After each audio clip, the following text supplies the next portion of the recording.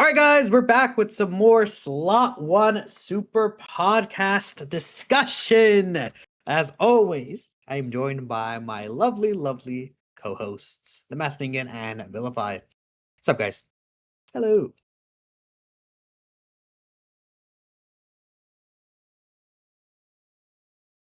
Oh, I'm very excited too. What about you, Vil? You sound a little quiet, buddy.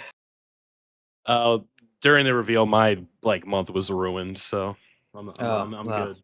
But I guess no, we'll talk about that. I'm kidding. It's a beautiful Saturday. I always mix up my days. Happy to be here. Happy to be talking about Dokkan. An interesting Saiyan Day for sure. Like a lot of precedents have changed. You know, the game has changed with Saiyan Day moving forward, so it's very exciting. Oh no, that's definitely true. It came at the expense.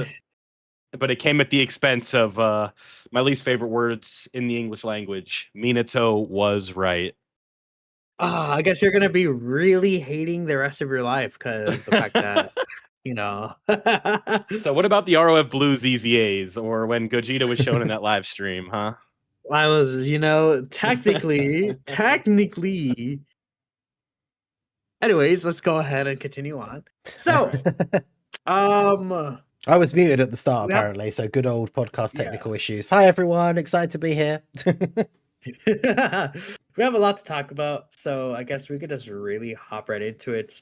But before we continue on, if you guys want to help support the podcast and you have any questions, comments, or shoutouts, all donation and super chat comments will be read out as they come into the show. And again, we appreciate y'all's support and just for showing up and listening. But let's hop right in. I mean, let's address the big, fat, obvious LR that came out for Saiyan Day. Really crazy that we have an Saiyan Day LR for the first time ever. So Ningen did predict this properly, but Majin Vegeta and Super Saiyan 2 Angel Goku is a tag LR, and they seem really good. A certain tier list from a certain someone came up today, and there's been a lot of discussion, but let's go ahead and talk about another person who made a tier list the other day, the Mass Ningen. What are your thoughts on the new LR, man? That's me. Yeah, dude, I think they're super good. I'm very impressed. Obviously, I was very excited. As I say, we sort of predicted it. We talked about it on the last episode as one of the possibilities. I know, Minato, we discussed in the past, all of us together, really, in like the previous episodes. We did a video. The idea of just in general, the idea of characters who fought against each other becoming reversible exchange cards. And obviously we saw a brief thing of that with Golden Frieza and Gogeta, even though obviously technically they don't fight each other in the movie. But yeah, now we actually properly have something like that as a card, which that's what I meant as that's something we talked about maybe being a thing one day in the past. And yeah, now we've got that. So not only is that super cool, but obviously it does open up a bunch of potential possibilities for the future with those kind of things, which could be very exciting. I really like the fact that their active skill is essentially like the enemy being caught in between a beam clash between them, which is pretty awesome. But yeah, overall, I think the unit is super good. They're super fun. As Minato mentioned, I did make a tier list. I think you could probably make arguments for them being the best unit in the game. On the list, I put them at number 2, just because I think like Goku is very similar, the Goku part of the card with his dodging. He's very similar to like the blue Goku and UI, like physical UI, not on his first turn.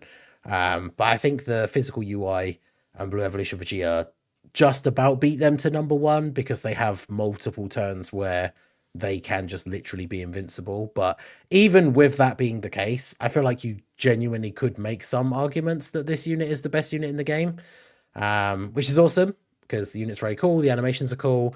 I mean, Saiyan Day for a while, the last couple of years, has had the trend of the Saiyan Day character being the best TUR in the game when they came out. And so this is kind of, I guess, continuing on, even though it's now an LR. But yeah, overall, I love the unit. I think they're really cool aesthetically, design-wise. I really love the differences between the two sides of the card. I don't want to cover literally everything about them because I know I want to hear what you guys have to say as well. But yeah, overall, I just think they are super good and super fun to use. So very happy with this pick overall. Yeah, and speaking of that as well, how did your 7s go? I got relatively lucky. I only went in with about 600 stones, and I got them on the third rotation, so it's like 450. And then I got the banner unit that we're obviously going to talk about. I got the banner unit literally in the free multi on the same rotation that I got them. So there's 450 stones, and then I was done. After using them a little bit, though, I did get a little bit greedy, and I have done another 2 rotations, even though I said I wasn't going to do any more summons and save my stones for whatever came next. But I got a little bit too infatuated with how fun they are to play. So I did another 2 rotations, which, of course, instantly regretted because I got absolutely nothing at all, like not even featured units. It was terrible. So, but yeah, other than that, my summons initially definitely went very, very well. Got them in 450 stones, so I'm very happy with that. That's really good, honestly. I mean, yeah, I have a lot of the same agreements with you in terms of like how good the character is. I feel like they're definitely like easily top 3 level, and you could definitely argue them as number 1. I haven't really fully sat down to think about whether or not I would rank them at number 1 or not. But again, they're just like super explosive. Yep. I think the only reason why I wouldn't put them at number 1 personally is because I really don't like the Majin Buu Saga intro restriction. I'm just not really a fan of it, and I'm just thinking like, you know, in general for team building and using this character on like multiple teams that are like available right now for them, it's them being extreme class hurt the blues and things like that, and then like then you can't really run them on any team if you want to run the blues, so you're kind of just really stuck with Majin Buu Saga. And Majin Buu Saga is like kind of like as a core is fine, but you would ideally like some better options. I mean, you could run mostly Buu Saga and then have, let's say, again, a bunch of pure Saiyans on there, and it still works out fine, and run the Super Saiyan Goku. Majin Vegeta is good as well. I feel like at times you can get cooked a little bit though. Like after turn 1, it could be a little bit of trouble, especially if you have to play some slot 1. But most of the time it's fine, and that's kind of it for them really. In terms of my summons, I actually got quite lucky. I ended up getting 2 copies of them. Nice. And you know, right now as we're talking, I'm just gonna do a third multi real quick, just because you know, why not? Yeah. Let me just. Yeah, You're Podcast talking about luck, it. let's I'm like, go. I'm thinking about it. Let me just see what I get on this multi summon. We have Vegeta here. I don't know. Maybe do I fuse? He doesn't even fuse with me, so he's kind of like a loser, honestly. And I got just like Kid Goku. So, anyways, Will, how did it go for you, man? I got 2 copies in. I got Yakon unfeatured. There you go. Let's go. Oh, So I'm in that case where it's like, if I were to say this on Twitter, I would just get called a douche. Because I'm trying to obtain the hybrids because I don't have them. Yep. And I need like 10 coins for pity, right? And I happened to pull a dupe of the character after pulling my first copy in 200. And then I'm not really one to post multis on Twitter very often, but like if I were to say, it's like I'm literally just trying to go for the hybrids right now. So I want to say that I might summon a little bit more because I kind of want to save those coins because I don't know how much I'm going to use the hybrids, but it's the. I also want the hybrids too, to be honest. It's the Dokkan Fest LR principle of where it's like I kind of want to have all of them. Yeah. And then obviously that was kind of like we talked about this on a couple weeks ago where it was like I don't want this to be a Realm of Gods buff because I don't want to summon. Yeah. But then they kind of threw a wrench in it where it's like, all right, here's an LR. That's like, okay, well, what am I supposed to do now, right? And it's a really cool one at that. If it was like LR, I don't know, Pui Pui, I probably wouldn't have summoned, but they decided to they decided to make it cool. They decided to make them very good. I mean, you guys kind of covered everything, but the I'm not a huge fan. Like, I feel like if you want to run, especially the extreme version of this team, like you or Majin Vegeta set up, like you're really kind of wishing that you had Deborah and Yakon right now. Yeah. And obviously that's kind of annoying because there was just like you needed the parental lock on your phone if you were summoning on that banner. But it's like, you know, it's classic, right? Where it's like, oh, I really wish I would have summoned on Deborah now. Because Majin Vegeta's here. The whole Majin Resurrection Plan team is here, where it's like Deborah, Babidi, Pui Pui, Yakon, Majin Vegeta. So that's 5 right there. I'm missing a 6th. It's the Super Easy A Majin Vegeta. So, like that character kind of having a little bit of a comeback. People are saying like apologize to Majin Vegeta, the Super Easy A. Yeah, and then you also have the Easy A Majin Vegeta, right? Yeah. So yeah, it's like a lot of cool stuff going on. I really like the super class, not even the super class, but the Goku side of this character. Very, very powerful. And Minato alluded to it earlier. Other creators have dropped their tier list. A specific one put the new character at number 1. I dropped mine today. Which one? Of course, because of course. And I did a diamond. I was kind of messing around a little bit, but I had UI Goku and Evo above them. And I mainly just kind of say because I'm biased, but I also kind of like how you're not as restricted with that character as you are with this one. And it's like you compare leader skills. This one, obviously the Dokkan Festival is going to be better, but I think it'll be a fun debate whether you have UI or the super the Majin Buu Saga characters above one another. I think the Buu Saga characters have a higher ceiling, but UI and Evolution just have better team building and are still just like really good. What I'm seeing is that it's just the damage gap. Yeah, that's kind of like the big thing. And it just depends on what you prefer, which is ironic because I've always said I'm more of an attack guy. I'm an attack guy until someone says somebody's better than UI Goku, I think. That's where it's like, that's oh my goodness. Maybe you're just a UI Goku Mega Coper. But yeah, is that not what I'm saying though? Yeah. But it's so like in my diamond for AGL, it was between, let me actually pull it up. I had AGL UI in the A spot.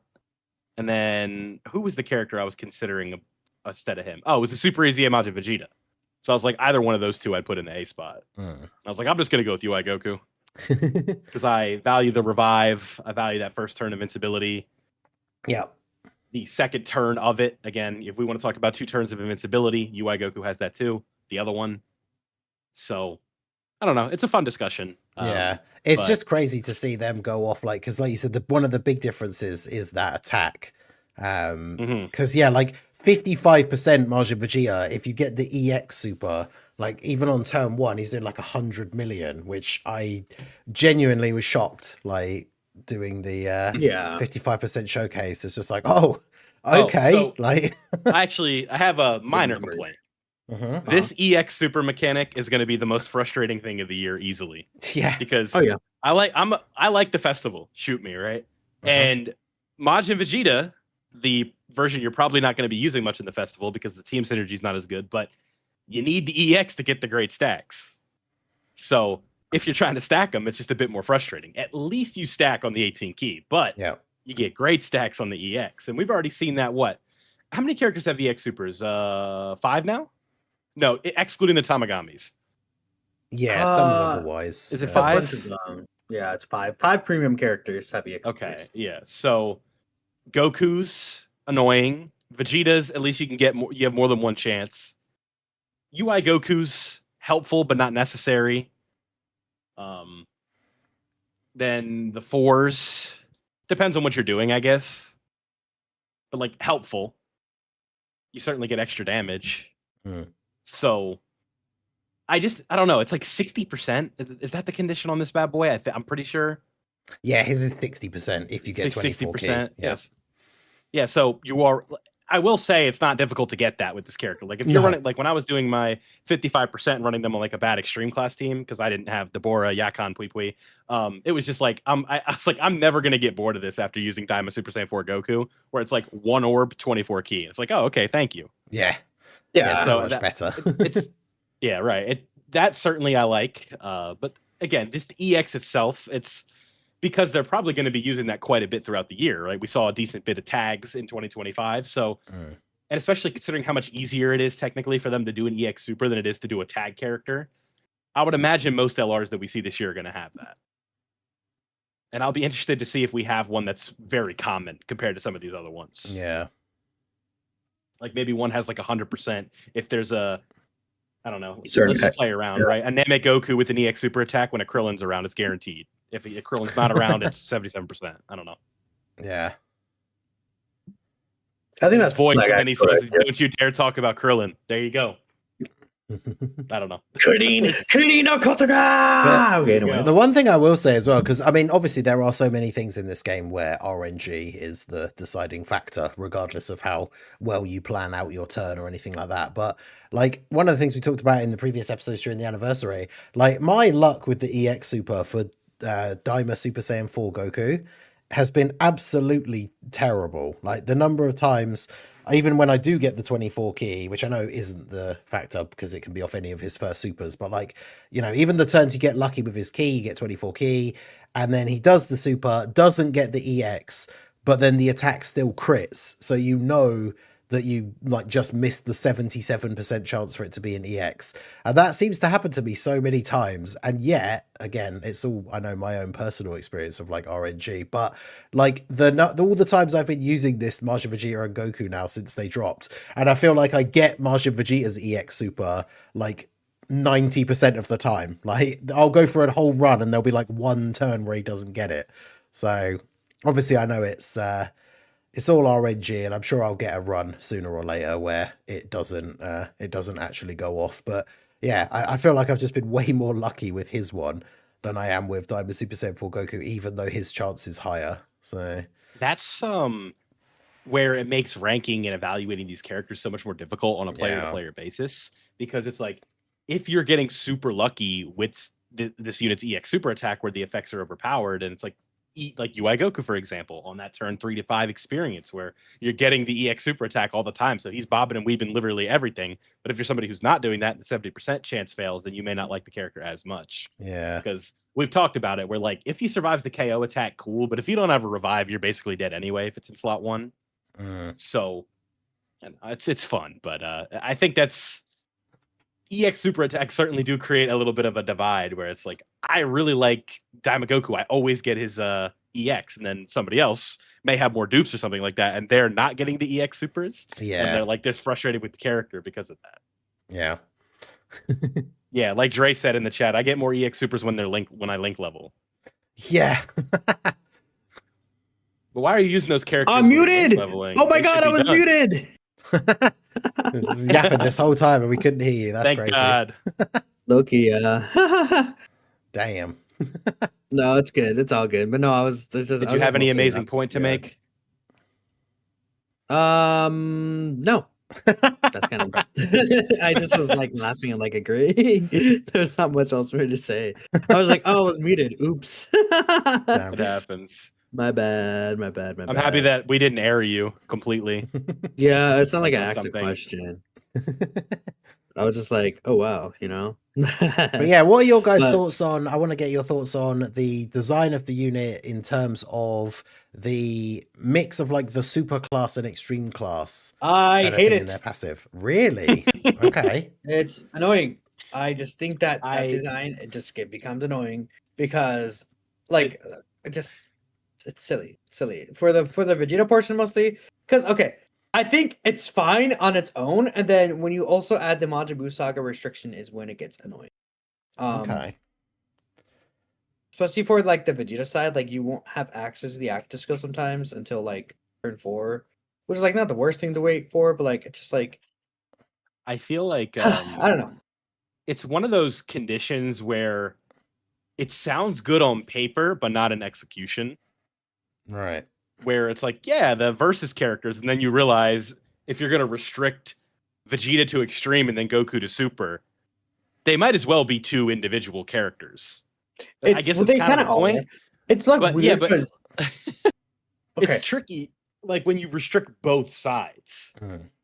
It's because when you think of the good superclass Majin Buu Saga characters, like right now, the good superclass Majin Buu Saga characters, it is the DBZ duo, and then like Tech Vegito is a stretch, Tech Vegito you could run, but it's like kind of like between those two, like you could run in hybrids as well, but like sometimes let me pull this category in these recent fights, the hybrids kind of can get shredded.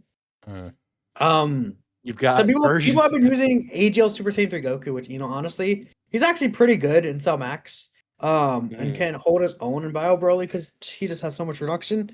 Plus, like Super Saiyan 3, the Super Saiyan 2 Goku support helps him out too. Like, yeah, I've seen people actually use the Super Saiyan 3 AGL Goku unironically. You Super EGA Vegito, bro. The AGL. Yeah. Yes, sure. We'll if you like the game over screen. I haven't tried him out. Maybe he cooks in how many?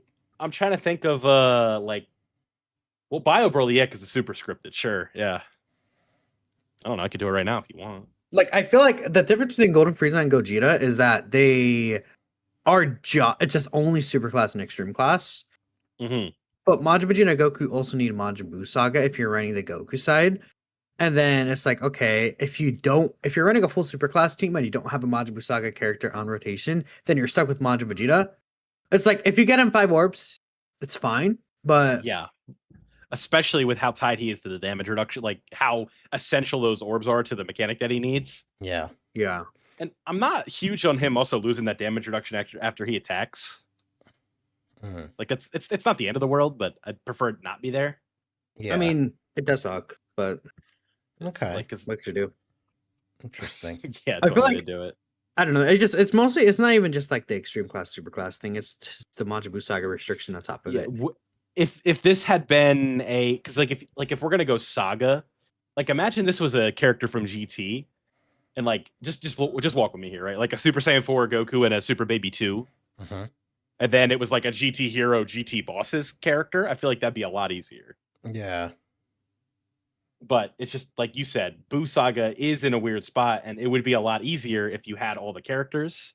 But most players, especially when we're talking about this from a practicality standpoint, are not going to have Deborah. They're not going to have Yakon. They may not have Pui Pui. So it does make it a little tricky, but I think who knows, right? Buu Saga is one of those weird things where it's like indirectly it can just get buffed to the moon just over the course of a year. Yeah. Okay. I mean, it's not like the worst thing in the world. Obviously, like you can still do it, but it's fine. It's how we keep the game fresh. in Maybe year I'm like 11. hating on it a little bit more than I should, but like I just haven't really necessarily enjoyed it. I think it's fine though. I can see where there's a frustrating element of team building to it, but I also don't think it's like the end of the world, considering, again, this being the first Saiyan Day LR and then experimenting with a concept that I think in practice It's with cool. time, it could be cool. But I definitely can see where a player could be frustrated. Yeah. It's like, oh my God, like I am so restricted. And it's like, especially even if like you're a newer player, right? Or it's like, oh my God, like I don't have any of these Busaka characters. And it's Yeah. tricky. It's again, restricting to sagas is always scary. Like we saw that. I remember even when AGL G4 dropped, right? We were worried because he was a GT hero lead. And it's like, how are they going to do this? And then super easy A's, more buffs throughout the year with Giant 8 power. And it's like just kind of how it went. It's like, here's how many sub easy A's did they do? Like 4, 2 super easy A's, in G4 easy aid. So it was like they did it right. So we kind of have to see that here with this setup too, where it's like we got to have all these different Buu Saga buffs, and then we're cooking with grease. With Greece. Yeah, I was that's the interested. I was interested to get your guys' thoughts because, like, sounds funny. I guess it kind of depends on the team build you want to run, and it does more so impact them on running them on other teams outside of their own team, I guess. Because when it comes to their own team build, like I actually kind of like it in the sense that it gives you that option to you can either mix and match and have like the fully even like super and extreme, and then obviously they get kind of half their passive is like guaranteed, and then you have to get the orbs on like a specific turn depending on who you're using, or you have like, because the build that I run for the team is like largely extreme, and then I think has like the hybrids on there that we talked about from the banner just to get the Majin Vegeta intro restriction, and then I think the only other super class characters like the Super Saiyan 3 to Super Saiyan 4 Goku, because obviously everybody else is power beyond Super Saiyan, so that little buff is quite nice. And it's like, I think it's interesting in the sense that you can basically build the team in such a way that, like, if you use them on a full extreme sort of setup, Majin Vegeta's abilities are guaranteed all the time. And then depending on the situation, if you have the orbs on the field, you can then use the Goku and still get all of his abilities as well. And then obviously the opposite way around. Like if you use them all on a superclass team, if you can get the orbs, you can still use Majin Vegeta.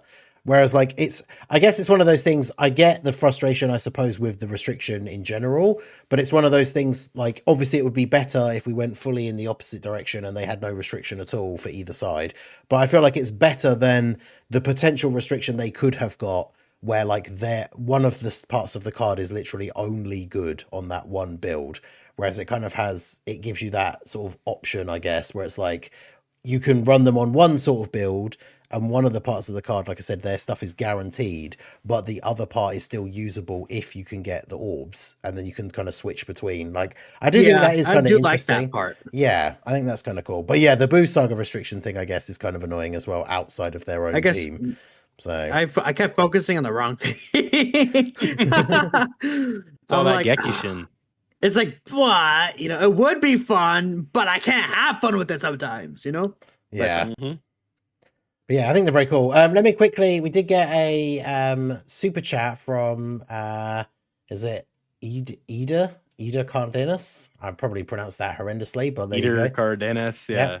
For the $10 super chat, I would like to point out that the Goku side of the card, the phase 2 support goes crazy, plus his defense support on super. So many units are getting a second life. Tech Vegito tanks 12 million, no defense stacks. That's the thing I kind of forgot about a little bit as well, because I was just having fun using the Majin Vegeta part of the card. But yeah, the support from the Goku is pretty crazy. Insane. It's yeah, they've been coined like an upgraded version of the Blue Boys. And we know how powerful that character is, but again, it's the restriction to get to Goku, right? Where you do have to have that Buu Saga ally around. It's not too bad, because again, we have like the Buu duo, they're good. Like the Majin Vegeta. A restriction is a restriction. Yeah, exactly. It'd be nice if there was no restriction. I was having this discussion earlier when I was doing my Diamond, and I was trying to say that there's no such thing as a perfect Dokkan unit. Even if you have somebody as powerful as Beast Gohan, you can go in and nitpick a flaw. Or implying that there's a 10 of 10 Dokkan unit means that they can't get any better than that. Yeah, exactly. We've seen it over time that they always get better than that. So, and Beast Gohan was the strongest unit they've ever released. So it's like, and again, it was like super nitpicky, right? Where it's like, they don't stack defense. Their intro buff wears off. Their damage reduction isn't 100. It's high, but it's not 100. So, it is what it is. Because I was talking about how this specific like tier list environment is so tricky because of how the fights are so different right now, and how many different flavors of difficult content that we have, especially the ones that they took away from us for whatever reason. The experimentation limited time incident, we'll call it. So, I mean, it just made it tricky to sort of evaluate these characters next to one another. Yeah, that's pretty much it. I mean, it's a little tough to, because there's so many moving pieces. But I also think we struggle. They removed events that I want to judge these characters in. Yeah, I didn't want to rank characters on the Jiren fight. I'll be honest. No, bro, Majin Vegeta Goku would cook in the Jiren fight, bro. Would he? Like, yes, all the damage reduction before supering, and then and then Goku side you flip over and he has all the dodge. Yeah, once you get to the second phase. Yeah. You said Goku twice. That's why I was confused, but I got you. Oh, well, the Vegeta side. Sorry. I got you now. Okay. Yeah. Also, like, go on. I'll let you finish. No, that's pretty much it. What else were you gonna say? I was just gonna say one thing I really like as well, with the team build, or at least with like the build that I've been sort of running with it. I really like the synergy between a couple of the cards and the way their active skills work with each other. Especially with like the int hybrids being there for helping out like the Majin Vegeta, because you have the Goku, obviously they designed it this way on purpose, I guess, right, for the Majin Vegeta EZA, but the Goku active skill changes half the orb field into physical and then half into int. So obviously you could grab all of those physical orbs with the Goku or Vegeta, and then you can grab the int orbs with the Majin Vegeta. But the other thing that works really well in that setup is that you can grab those int orbs with the Gohan part of the Gohan, Goten, and Trunks, and then that gives him his passive, like the permanent upgrade buff, because he has to get 12 int orbs. And there's actually someone that recommended doing this in like the comments of one of my videos, because then you can use that so that he gets his passive fulfilled, and then for him you can use the Goten and Trunks active skill, which even though he's the only youth character on the team for the most of the time, it then gives him another permanent buff on top, because their active skill gives that permanent buff to youth characters. So he ends up looking quite good on that team. And it's like a couple of these characters have active skills that make orbs that you can then kind of feed to each other, which I think actually works really, really well in some of these runs. So I do think the team synergy is very, very good. It makes like no, because it makes like it's like is it 12? Is it 12 int orbs? I can't remember. It's definitely 12 int orbs because I've done it in multiple runs now. But yeah, so it works out quite nicely. And a lot of the time, if you pick up the physical orbs first, because if you've got like the Martian Vegeta in slot 1, a lot of the time then when the orbs drop down, it also then if you get lucky, like an int orb, a rainbow orb gets created as well. So then Gohan can not only pick up all of those int orbs to unlock his final part of his passive, he also gets the rainbow orb that he wants for the turn that gives him that other buff as well. So yeah, I really, really like the way the team works together. Yeah, I think it works out, right? And I'm sure we're always going to be getting Majin Buu Saga characters. So the thing with like the Goku side of the card at least is like if we get like a good Majin Buu Saga like setup, not super class, like let's say GDC or TDC this year is like a tag Super Saiyan 3 Goku, Super Saiyan 2 Vegeta, and then versus Kid Buu. And then we get like a bunch of super class Majin Buu Saga characters like Super Easy A, Tech Angel, Super Saiyan 3 Goku. What if he comes next week or something, right? Like stuff like that's possible.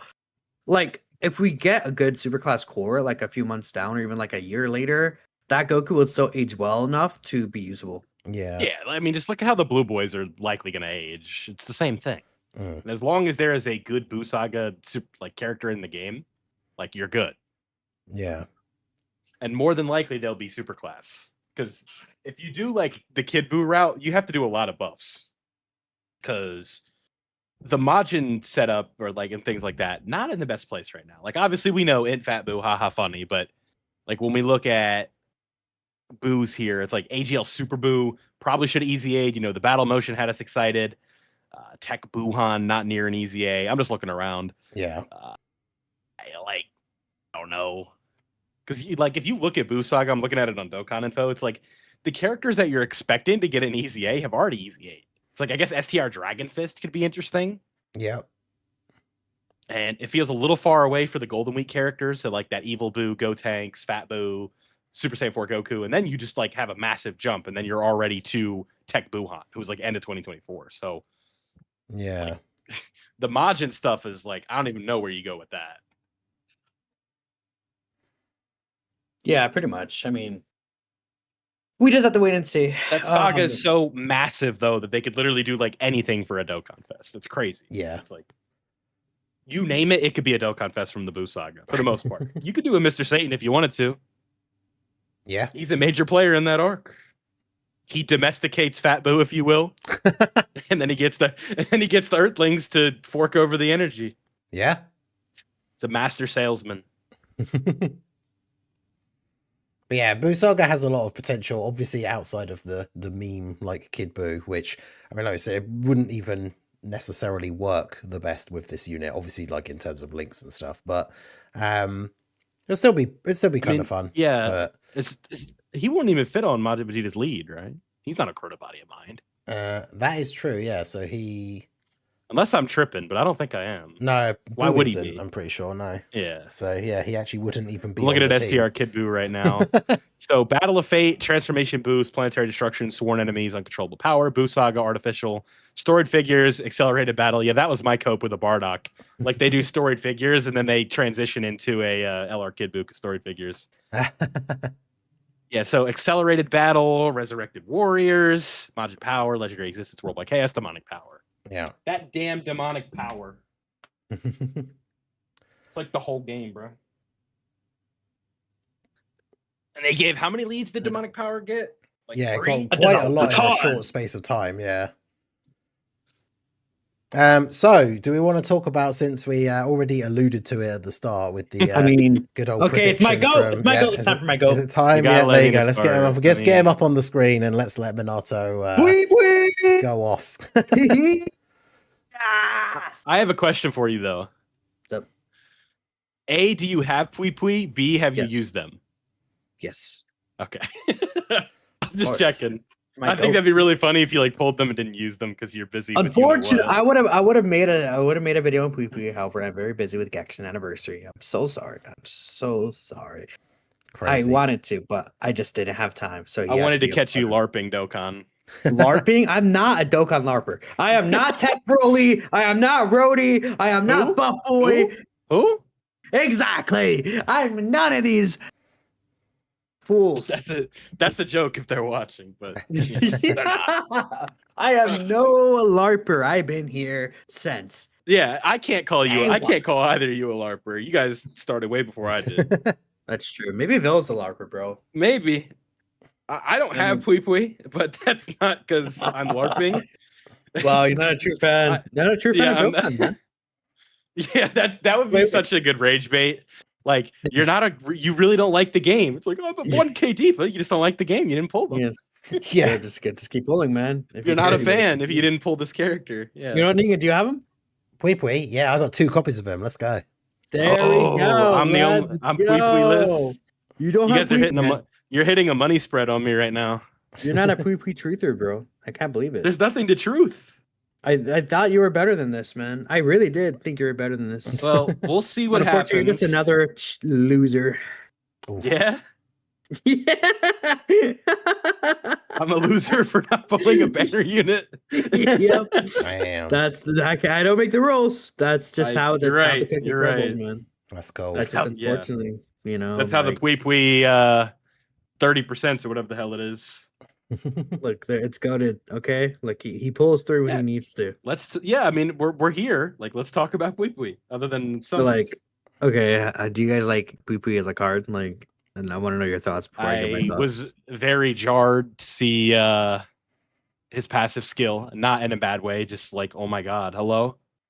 This is a big number. Yeah. So when we look here, we've got medium chance of defense of 4,410% in the first slot. Then in the third as the third attacker, you get high chance of attack 4,410%. And you get a scouter. A scouter? A scouter. A scouter.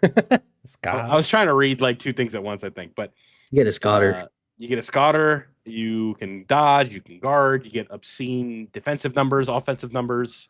Fun character for sure. Oh, definitely. Not one. The problem with this character for me, and it will forever be this way, is that you were validated. Yeah, that's really what it's going to come down to. Like, you're having an issue with me just being right, and like that just always happens. That's what I'm saying. I think also an issue is a bit aggressive. I think, but it's always going to be something that's in the back of my head where it's like I pull this character, and it's going to be like. No, it's gonna happen that you're never gonna pull the character because you didn't believe him. He's gonna be like, like what was the character that Nano couldn't pull? Was it physical Gotenks? Like this is a deep cut. That has to be a deep cut. I have no idea what you're talking about. I'm pretty sure Nano took Nano a long ass time. Oh, let me find the oldest banner unit I don't have. Look, it's like. Like I'm sure a lot of people have that one really old banner unit that evaded them for a very long time. If we want to go from the non-banner unit perspective, STR Bojack I've only pulled once. Damn. Well, you still have him. Such a white buffalo. What? You're right, buffalo. Like okay, white whale, isn't it? Isn't it white buffalo? I think so. I hope it's white whale, and you just decided to say buffalo. Like that's. You're probably right, but I would be funny if you weren't. But you said you're always right. So. Okay, it is white whale. Like I don't know why I thought buffalo. I don't know why I thought buffalo. I'm scrolling through the Dokkan Awakening tabs. This is good runtime padding. You'll be in the general pool next. Pool, yeah, that's true, but I have to troll vilify. There's a difference. So now, but the general pool, this is the easiest time to pull the characters right now. Yep. Not that I'm going to go in. I mean, I'm not, to be fair, I got Yakon on this banner. If I get the hybrids, I'm not going back in for asshat. Like, no, I'm done. For who? Why are you so mean to him, dude? He gets 4,000 defense. In slot 1, like it's that's awesome. You can't chase the banner unit because those fusion animations they make you mad. Yeah, look, anyone that's not vilify shouldn't chase it. But like if you're like vilify or something like, What, this guy's like loaded. He's like 1 billion subs and stuff like that. Like this guy. I am still looking. I'm still looking. I'm up to. I'm probably doing this the He slow way. But stacks too, dude. What a go! If only Yeah, he supported. That's the only thing I he's- wanted to do. they're a good Yeah. banner unit. 1,000,000%. Yeah. I mean, he has a scouter and remember orb changes. That's They're pretty a great good. banner Well, unit. I think. Yeah. Is the so Best banner I unit must have- ever. I must have bobbed this character at Rainbow for 3 coins. You know that like Super Whoa! Saiyan 2 Xeno Trunks. Not Yeah. even Xeno. It's like a Super Saiyan 2 Trunks. I think he's on crossover. Mhm. I don't know what the hell he's Yes, from. I think I know who you're whatever. talking about. For whatever Okay. reason, I don't have. I've definitely had them, but I don't have them right now. I don't know why. I don't know. That sounds I don't kinda have like, I bobbed Cooliza for coins. That's goat though. Cool, Lisa. Let's go. Listen, desperate times call for desperate measures. This guy. Yeah, I could talk about whatever while I'm scrolling. I don't I mean, have like- parts. What about you, Ningen? Is there anyone you're missing? I think you have everyone. You have to have everyone by now, right? No, there's a couple of TURs last year that I got really unlucky for, so I don't have. Ooh. I don't We're have up Tao. to I we don't- Saiyans have no limits. We're almost there. Yeah, I don't have Tao. I don't have Baby. I don't have Deborah. I don't have the I found corroded it. body and mind GT Gohan and Goten. I Alright. don't Like, have what- Ken and Caulifla. So there's quite a few of the They were big like a releases very from old last year. character. The oldest banner unit I'm missing is Int Dodoria. Dodoria. Damn. Dodoria. And if we continue to go from there, everything. I don't have that Namek Piccolo and Gohan, but that's an Bardock. LR. Did you hear it? Because I you don't said have- everything, and then I was like, Bardock. Bardock be like, because he says everything. Everything. Yeah. Everything. Oh, that's PTSD from Xenoverse a little Right, bit. exactly. That's why I said I- Bardock. Be Okay, like, so yeah, then I don't have that physical Piccolo mini. I don't have. wow. I don't have 17, You don't have Goat Piccolo Mini? and then I don't have Yakon, and I don't have Pui Pui. So, Yeah, this guy's like not even a real person. yeah.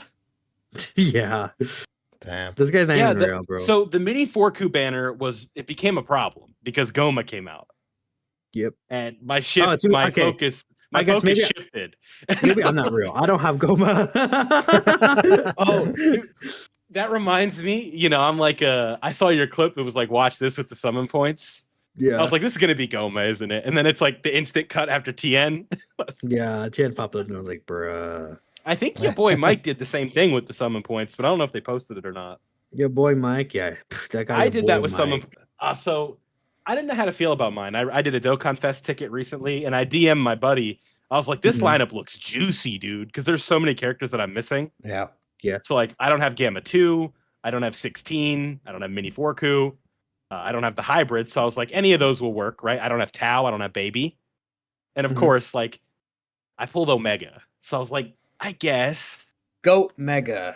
like, it Put was the respect gold on it. slot, but no, it's just I had them. So it was like, the main reason I chose that was I was missing a lot of characters, and of course, Yeah. so 1, 2, 3, 4 characters I had on the banner, and of course I pulled a dude.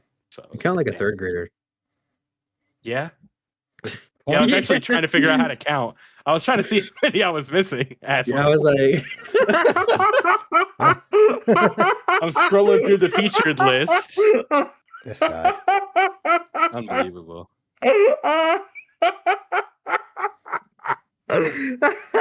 Okay. See, this mindset of giving my friend a hard time got me in trouble once. I you gotta be crack careful with that. myself. Oh yeah, I'm not gonna. Okay, fine. Look, I'll chill. Okay, anyways. No, So- you can do it to me. I don't care. I'm just saying, like, one time I was being an ass, somebody got me in trouble. Oh no. Maybe I'll say it up stream. Yeah, I did my. I think we I- talked I- about it on the last episode, but I used my summon points to get the Dokkan Fest ticket and got Android Yeah. 16, who I didn't have, and then That's a good pull. I mean, and then I went You don't back have and to looked at worry the about it battle later. lineup, and he was literally out of all the units I could have pulled, was probably the one I wanted the least. But yeah, but you got to think. Wow. You got to take the little W's though, where it's like now when they rerun, you don't have to think about like, oh, do I want this character? Do I want to summon for the whimsy? Like, no, you're good. true. This is true. Vil spitting. Out of sight, out of mind. In this That'd be case, vilified, dude. did you have the medals pre-farmed? Yes. Nice. Yeah, That, I try and Dokkan- farm all the medals for new Dokkan Fests, even if I don't get them. Oh, you know what just was in super case. cringe? They didn't do support missions for this character. Yeah, that was weird. Yeah, I don't know why. No medals. I had the other ones done already because of the anniversary missions, but I was like, I gotta run this how many times? Like, I'm lazy about that. I'll just use boost. I don't care. It's like, if you're not gonna do support missions, then fine. Because if you hit that power level bonus, that's a gold scar. 28 in one run, that's a support mission right there. Yeah. True. Fitting. And I'm to a point where I'm link leveling characters that are just I'm never using. So it's like, yeah, obviously it's optimized, but do I care that much? No. Not really. I do miss the stamina refresh rate and the quad XP. I was doing so well like leveling up, and now I'm to a halt. It's like I've leveled up like once over the last like 2 or 3 days, I think. Yeah. I've been kind of slacking on getting ranks up too, honestly. It's just Yeah, I haven't been wanting to intimidating, spend where, you know, stones you just or don't anything on care. stamina. So it's just, yeah, and it's so expensive too. It's like, especially if you're grinding like the Whis event, not even for ranking up, but just in general, it's like you really can just burn through like a multi a day on that Whis event. yeah. Yeah. Well, I don't know. I wouldn't, but like, yeah. No, I can't do that. I can't afford to do that. It's too many stones. Yeah.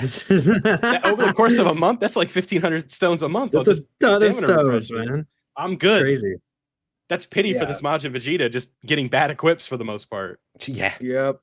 They're saying leave Vil alone in chat. Nah. Yeah, I'm fine. I was having fun.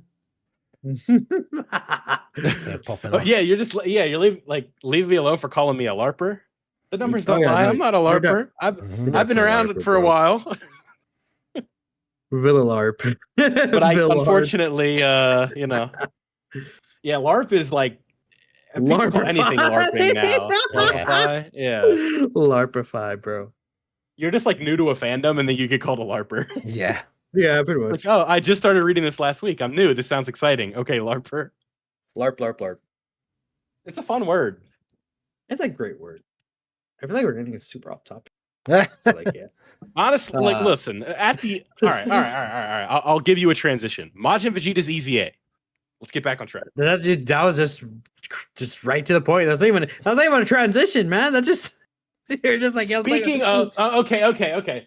Speaking of people being silly and bullying me, aka you, people were bullying Majin Vegeta's Easy A on the detail reveals. I thought you were gonna say Vegeta bullied Trunks when he knocked him out. You could say that too. That's not legal, Vegeta. You can't do that. Oh, okay. Maybe laws in Dragon Ball world are different, but you're not supposed to do that. I mean, Vegeta wouldn't care. And then somebody else's kid. Oh yeah, dude, he just got it worse than Trunks. He just sucker punched Goten, bro. That's the real thing. Dude, Goten was like, oh. Yeah. Dude, that poor Goten. Justice for your boy Mike. Your boy Mike. I love Mike. He's a goat. But we're never gonna get anywhere. Okay, Majin Vegeta is easy. You know what? Ningen, steal the show, steal their party. What you think about his Easy A, man? Yeah, so I think in Majin Vegeta's Easy A is actually really, really good. It is kind of funny that it's another one of these examples of people seeing the Easy A details on Twitter and everyone going crazy talking about the unit being terrible, and then we get them in game and they're actually good. This time though, it's a little different. I'm sorry to kind of interrupt. Go for it. That sleazy Dokkan World did the custom showcase with the Easy A, remember? And something went wrong. Oh, okay. Yeah, I didn't see. It looked worse defensively on a clip. Chill on Dokkan World. That's my Luffy. That's my mutual. I'm just messing around, but like that Dokkan World post people had. They do like the thing, you know what I mean?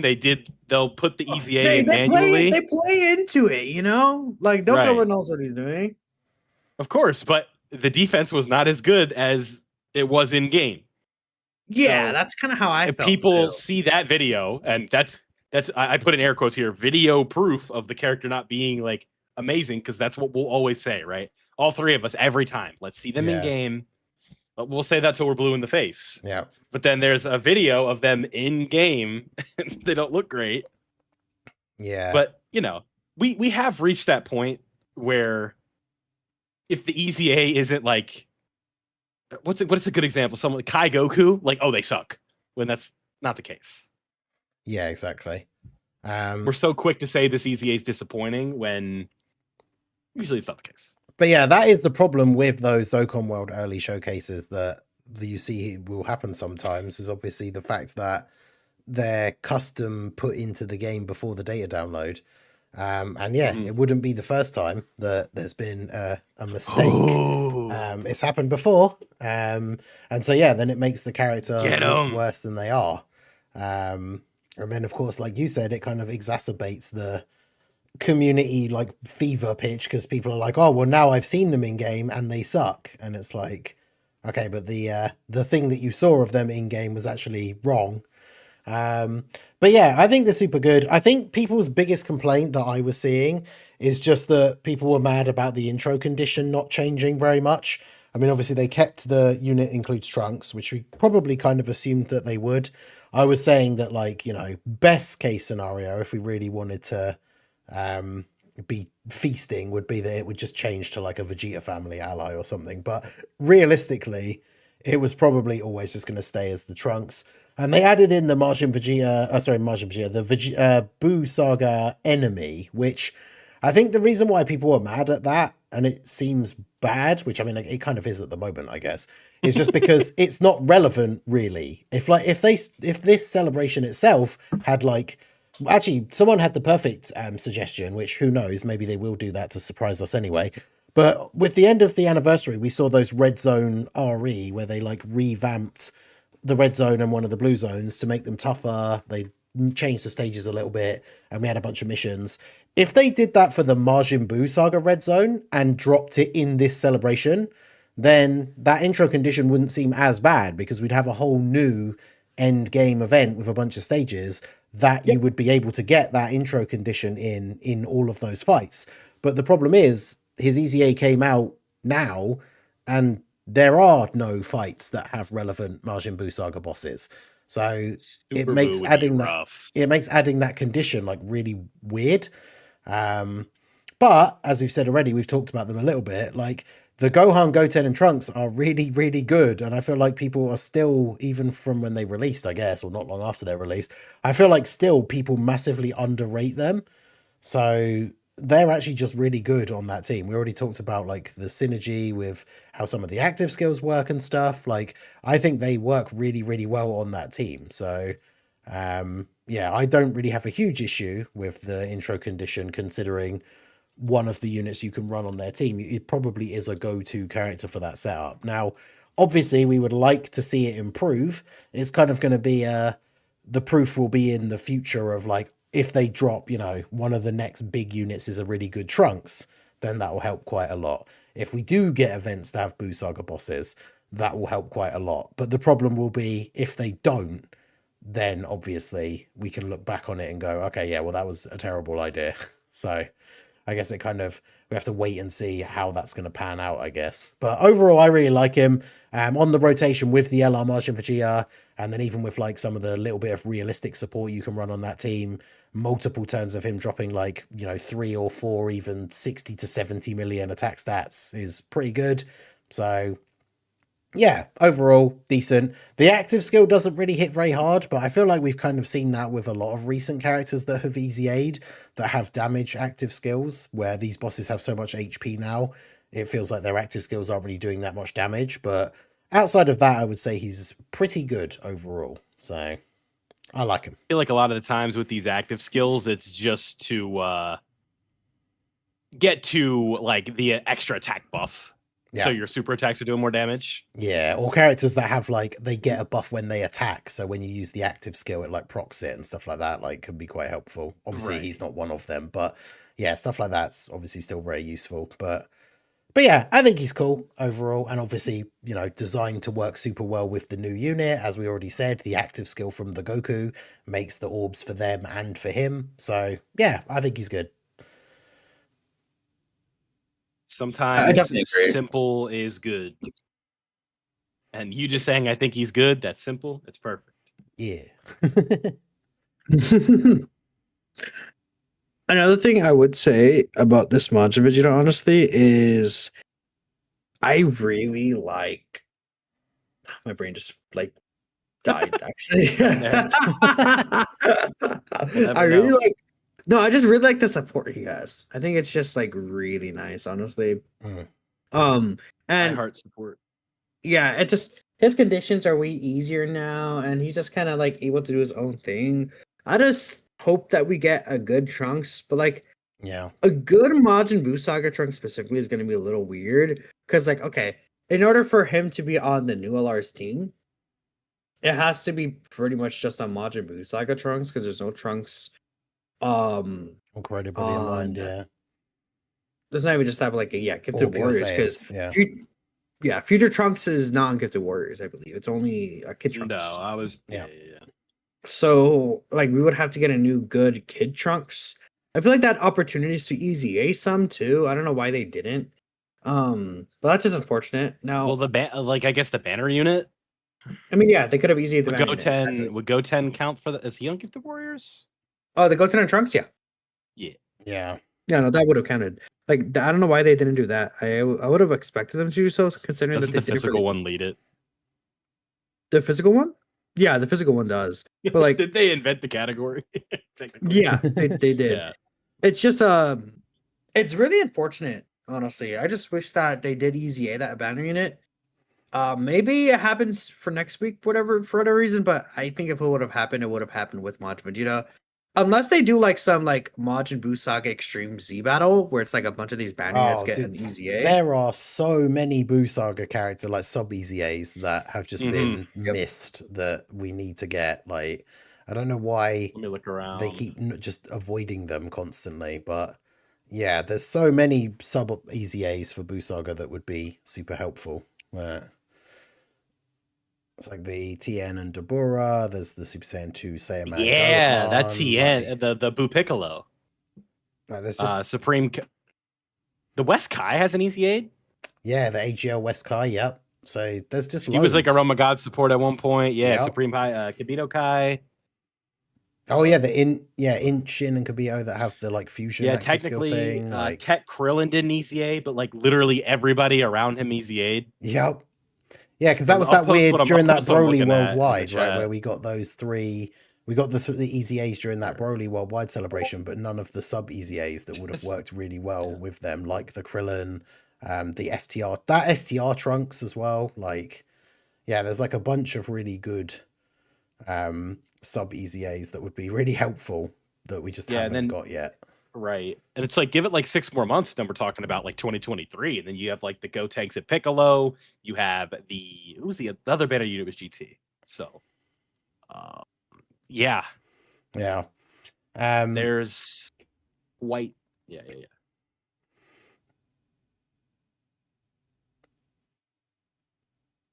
Everyone just went quiet. Yeah. I realized I'm like, okay. I mean, there's just quite the batch of like. Yeah, we're just options looking. here. Yeah. How about we just- super easy A Candy Vegito? Just for the hell that of would be it. great. That'd be fun. Yeah, I feel like if we're gonna get a Super Easy 8, it would be Angel Super Saiyan 3 Goku. I think that would be a really cool Super Easy The 8. tech one? Yeah, the tech Yeah, the subsidiary, tech one. that would be good. Yeah. Yeah, the That would be OG great. Twin Fist. Yeah. In fact, let me check if Proton yeah. made a post about Because like. I was also getting all- thinking, talk about like Int Kid Buu. It wouldn't be as practical, but I think that's also certainly possible. Mm. But he wouldn't really fit in as well on the current setups that we have. Yeah. That's fair. I mean, I would much prefer like Not like Angel the Tech Super Saiyan Buhan. Goku. Right. Not like the Tech Buhan domain is relevant right now. Mm. Yeah, that's another thing. Yeah, Proton hasn't posted anything about like the data IDs, but I could definitely see. Oh, Rick, or was it Proton that said there's a room for a TUR EZA? I'm trying to find that post. You know where Proton said that? I genuinely can't find it. Mm. Let me see if I could search it up. Oh, Proton said I'm expecting another TUR EZA very soon. So Okay. who would it be? Just a normal easy A. I found it.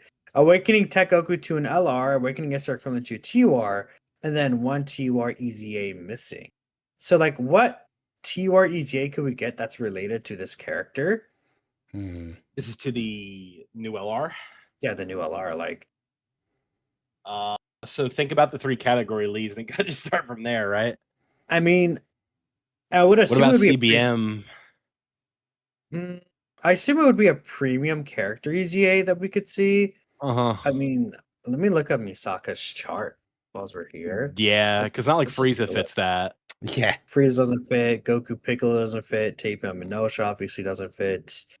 We already got Imanja Vegeta. Let me look at their leader skill gun one more time. Here's your super cope. Physical Rose Goku Black. God, they're not doing physical Goku Black. You're funny. That actually, I think that would make me mad if it like a global first 2024 Dokkan Fest EZA before Angel Frieza. That'd be pretty stupid. I wouldn't be like genuinely upset, but I'd be just like, what the hell are they doing? Like that doesn't make any sense. I just wouldn't know. Like if it's 1 TUR EZA, what would they do? STR, yeah, they should have done that at the same time. But yeah, the STR Goten and Trunks that were the banner unit for Majin Vegeta. So that he has. I mean, I guess they could, but it would be just so weird to just drop them a week later. Yeah, that's why it seems odd. Like it just wouldn't make sense. Yeah, I agree. But they're no strangers to doing silly stuff. That's also true. I mean, I just wouldn't expect it. Yeah. I wouldn't expect a lot of stuff. I wouldn't expect them to take away the hardest fight of the anniversary, but they did.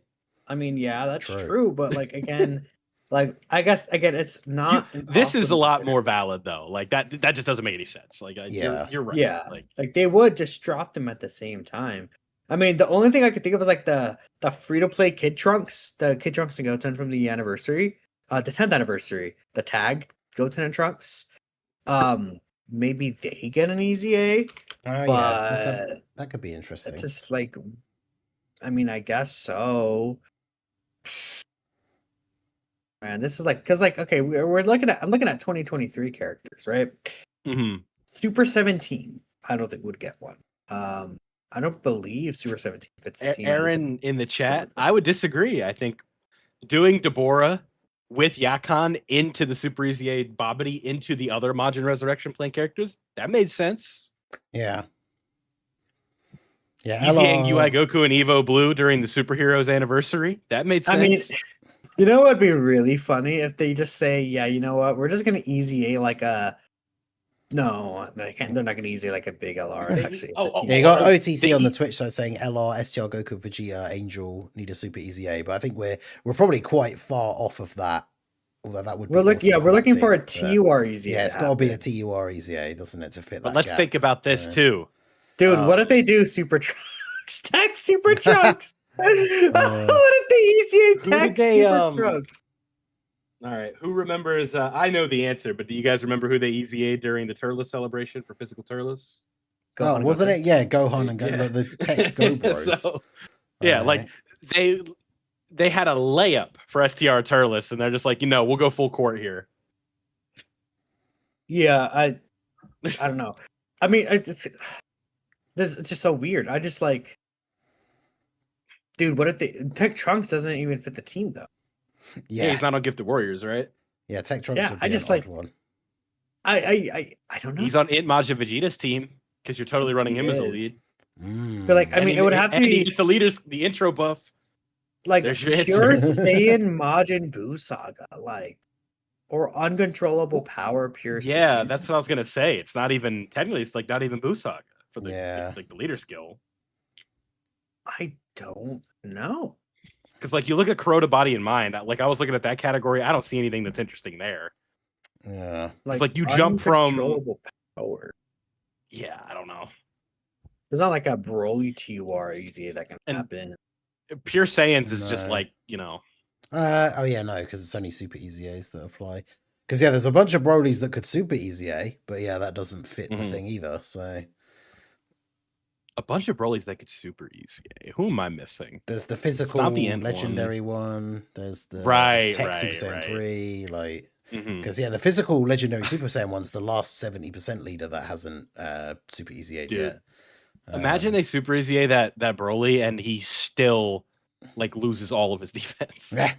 No, I believe Super Saiyan 3 Broly Super Easy A is going to be the best Super Easy A in the game when he releases. He's finally going to get the redemption. I Yeah. mean, someone in chat said, "What if Tech Bardock gets an easy A?" Oh, dude, that'd be sick. I mean, I guess that would be good. Like, I don't know, like if they could just start as easy out, but a lot of people were thinking about him for like a Namek Saga kind of celebration. So it'd be funny if he just gets an easy right now. Dude, what if the easy physical Raditz? Interesting. Oh god. It's just like, yeah, let's just do physical Raditz. We're not doing Saint Saga. We hate you guys actually. That'll be a fun era for recording videos. I don't think that they'll get very many views, but like the Raditz videos will be fun because I have like a gazillion shorts that where it's like if pulling back the curtain, if I don't have like a criteria for the short, I'll usually just make up something for Raditz. This guy. So it's like I'll do like 3 underrated units or something, and then I'll forget. It's like, who else the hell's underrated? I don't know. I'll just do Reddit's. Make up some lie, right? Okay. Yeah. This guy. Chat, you hear this guy? Craziness. It's crazy work. Hey, daily uploads will do that to you. Sometimes you just run out of ideas. True. That's true. Okay. All right. Well, I mean, a bit off track, but talking about all the potential Boo Saga buffs. Oh, you know what? Pretty cool. We spent way too long on all this because there's a certain elephant in the room. If you look at the outline, I forgot about. We don't have to talk about it. Well, we're going to talk about it. We have to expose Minato. No, we don't. Me as a LARPer again. Yeah, I'm not a LARPer. I'm this busy. I said me. Oh, wait, you're the LARPer for what? Yeah, so quick to play the victim. Yeah, that's true. Why are you a LARPer? I was just messing around. I don't know. Someone said expose. So we're going to expose Minato because I think I assume what you're alluding to is the next big thing on the the next big thing on the outline is our good old Dokkan Frontier conversation. Yep. But go Minato. What are your thoughts on Dokkan Frontier? I mean, it looks pretty cool. I like the switch mechanic. I like the layout of it. It's fun. It looks cool. What do you mean it looks cool? I mean, it looks cool, man. And I see it, and it's like, wow. I like the team building aspect and the buffs the old characters get as well. So you can do some of these older characters. The effects are nice. It's just it's a great mode. It's a great mode. Is it? Interesting. Yeah. Can you tell me about the in-depth perspective between each mode and like each stage and like your experience between them and how your gameplay would change between a stage-to-stage basis? I know that the Guinea Force mission was a little difficult, but I was able to put some elbow grease in there and get it done. Okay. Why? Yeah. Sure. So So like in your firsthand experience, what would you say is like the biggest flaw of the mode? The biggest flaw of the mode, I think that From like your sample size of playing, of course. like from my sample size, if you don't switch, it's an issue of the Guinea Force rotation is really good. You can't tell Minato hasn't played the mode. Yeah, we haven't. It's lasted longer than I thought without getting to the actual expose part. But yes, Minato has not played the new mode yet. Outrageous. I've been busy. I have things to do, such as Gekshin. Outrageous. Other Dragon Ball media per se. Yep. But listen, Just an right? I mean, it looks fun. It does genuinely look really good, though. Yeah. So yeah, I mean, it's. Ningy, go ahead. I'm sorry. I was going to say, so for us who have played it, Wow. yeah, what are your thoughts? Because I enjoyed it. I streamed it. It was it took a little bit longer than I thought, but that's in a way that's good because obviously it's people always complain about when they burn through content and then don't have anything to do. So it's got a bit of decent weight to it in terms of how long you can spend doing it, which I thought was quite cool. But yeah, Vil, what are your thoughts on Dokkan Frontier? I very much enjoyed the initial experience. It is kind of one of those modes where it's like once you kind of get everything done, it doesn't really feel like you want to go back. Yeah. I don't know about replayability right now, but maybe if they add extra missions in there or something like that. I enjoyed how immersive it felt. Mm-hmm. I think that this is a very tricky medium for them to make the player feel immersed because the gameplay loop is so simple where it's like at the end of the day, you are watching these characters do the animations, right? You're not manually making Goku. I'm looking at 10-year Gogeta doing like the spin kicks, the infinite super attack glitch, but I'm not manually making Goku do those spin kicks, right? Yeah. So you're just watching it. But in this, with the team building aspect of it, where it's like you're very restricted to like the saga, you're fighting the bosses, there's missions for you to do it properly. You think about like taking out Kui with the Vegeta active skill. Yeah. I think with such a simple gameplay loop, this is a very fun way to have the player invested in like the story, and restricting players, although can be frustrating, especially if you're newer, to not letting you have the tools at your disposal that you're used to, where it's like you can't run in with the anniversary LRs and just curb stomp it. I think having the two separate teams, that's really fun, where it's just a completely new and innovative way to play the game that they haven't really experimented with before. Yeah. I had a friend who's been playing since the first anniversary, said it kind of reminded him of the OG Battlefield. Mm-hmm. And I didn't like, again, I'm a LARPer. I didn't play at that time, so I can't really speak to that. Yeah. But it's kind of like hard to put it into words, the experience that I felt with it, where I thought that it was just very fun, and immersion was really where I was excited for it. Mm-hmm. And at least the game, they technically hold your hand a little bit, but those characters, like, they get tagged up. If they're at like 0% or whatever the hell they're at, like a rainbow Rakumen Goldo sometimes would take some damage, but there's ways to work around what the bosses were doing. I think that bosses taking away not only a chance to dodge, but additionals, crits, crit key debuffs, figuring out if you use the because I can't read the game because it's in Japanese, like trying to figure that out. Where it's like I use like the maximum buffs when I tag, but then I realize, I can't tag back, and I costed myself a run because I couldn't tag back and use the Namek Goku active skill. So you kind of learn as you go, but I think that's fun because we're so used to the same sort of dodge or die song and dance of the last couple months. Yeah. And this felt very different, where it's not the traditional way of playing, where it's very much, it kind of gave me, like, in a sense, like the one leader skill, like that world tournament vibe where the numbers are just lower inherently. Yeah. And I think that is kind of a fun way for them to do like a pseudo number crunch, because we are starting to kind of reach that point where it's like, do we have to start thinking about this? Maybe not quite, but these attack stats are getting high, man. We're over 100 million turn one is not impossible. Yeah, that's what I was just going to say, going back to what we said about like Marshal Vegeta, like a 55% unit doing 100 million attack on turn one is kind of nuts. So it's interesting. Yeah. No, I agree. Like, I really, really enjoyed it. I think I know everyone has their own thoughts. I've seen some people have some mixed opinions on it and stuff like that. But like, I think for me, I really, really enjoyed it. With the way the anniversary kind of panned out and how people were feeling overall, kind of at the end of the anniversary, especially with like, the anniversary overall was disappointing. We got some good stuff at the very end, which was cool. Also, let me just give a quick shout out because I saw it in the chat. Shout out to Sokado for gifting a channel membership in the chat. We appreciate you. But yeah, with the way the anniversary ended, I think people's overall thoughts on the game, people were feeling a little bit low. And so when it came to this game mode, we talked about it a little bit in the last episode, where it's always a big risk when they create something completely new, and there probably will be people out there who just dislike it just off the bat because it is different. I don't know. But for me, I was looking forward to it. I was really hoping that it would be good, because going from the way the anniversary ended and that sort of overall feeling about the game, as we said last time, like, we know Dokkan's not going anywhere anytime soon or anything like that, but obviously we always want to see the game do well and them to make good decisions and bring out new modes that are good and all that kind of thing. So for me personally, I feel like I kind of had a lot of expectation riding on this mode, because if this had ended up being a disappointment as well, obviously I'm never going to like quit the game, but man, boy would I have been disappointed if I like didn't enjoy this mode after everything with the anniversary and stuff. But yeah, I really enjoyed it. I thought it was cool that it's quite a bit different from what we're used to. Obviously the core thing is the same, right? Pick up orbs, your characters on the rotation link with each Right. other. Their passives still kind of work the same way. But it was very interesting.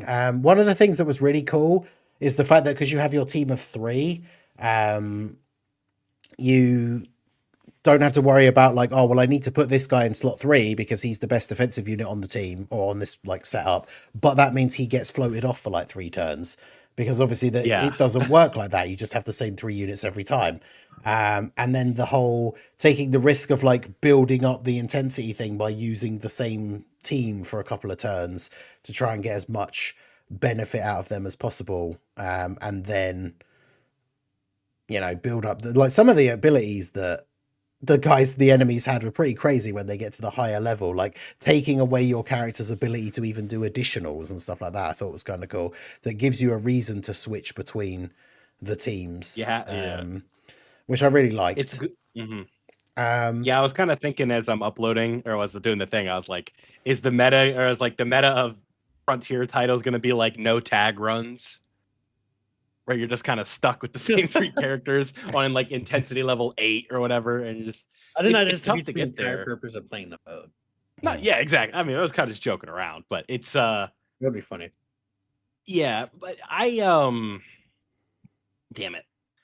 I think that you brought up a good point where it's like you're so used to the slot 3 character being an afterthought, like once the turn ends. Yeah. And one thing that I know you were probably a fan of seeing this, you can't kill app anymore.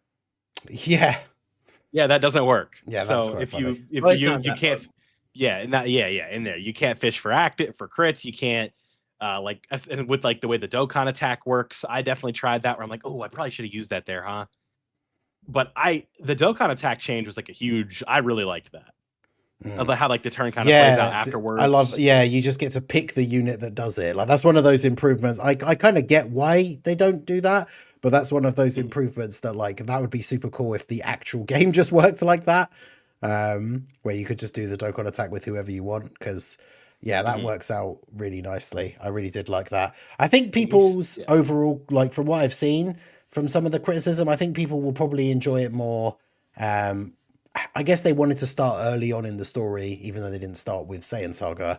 But I think when it gets to a much bigger category sort of thing as the setting, like imagine the Majin Buu Saga version.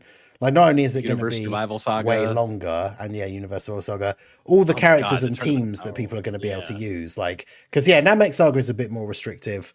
But I also really like the fact that they give you the guest characters, so. You know, even though they're obviously not as good because they're like 0%, aren't they? Hidden potential wise, but you have none of them. Like it's not really. It's tough, if you have none of them. But if you're missing like one character, like you can at least sub them in and help it out.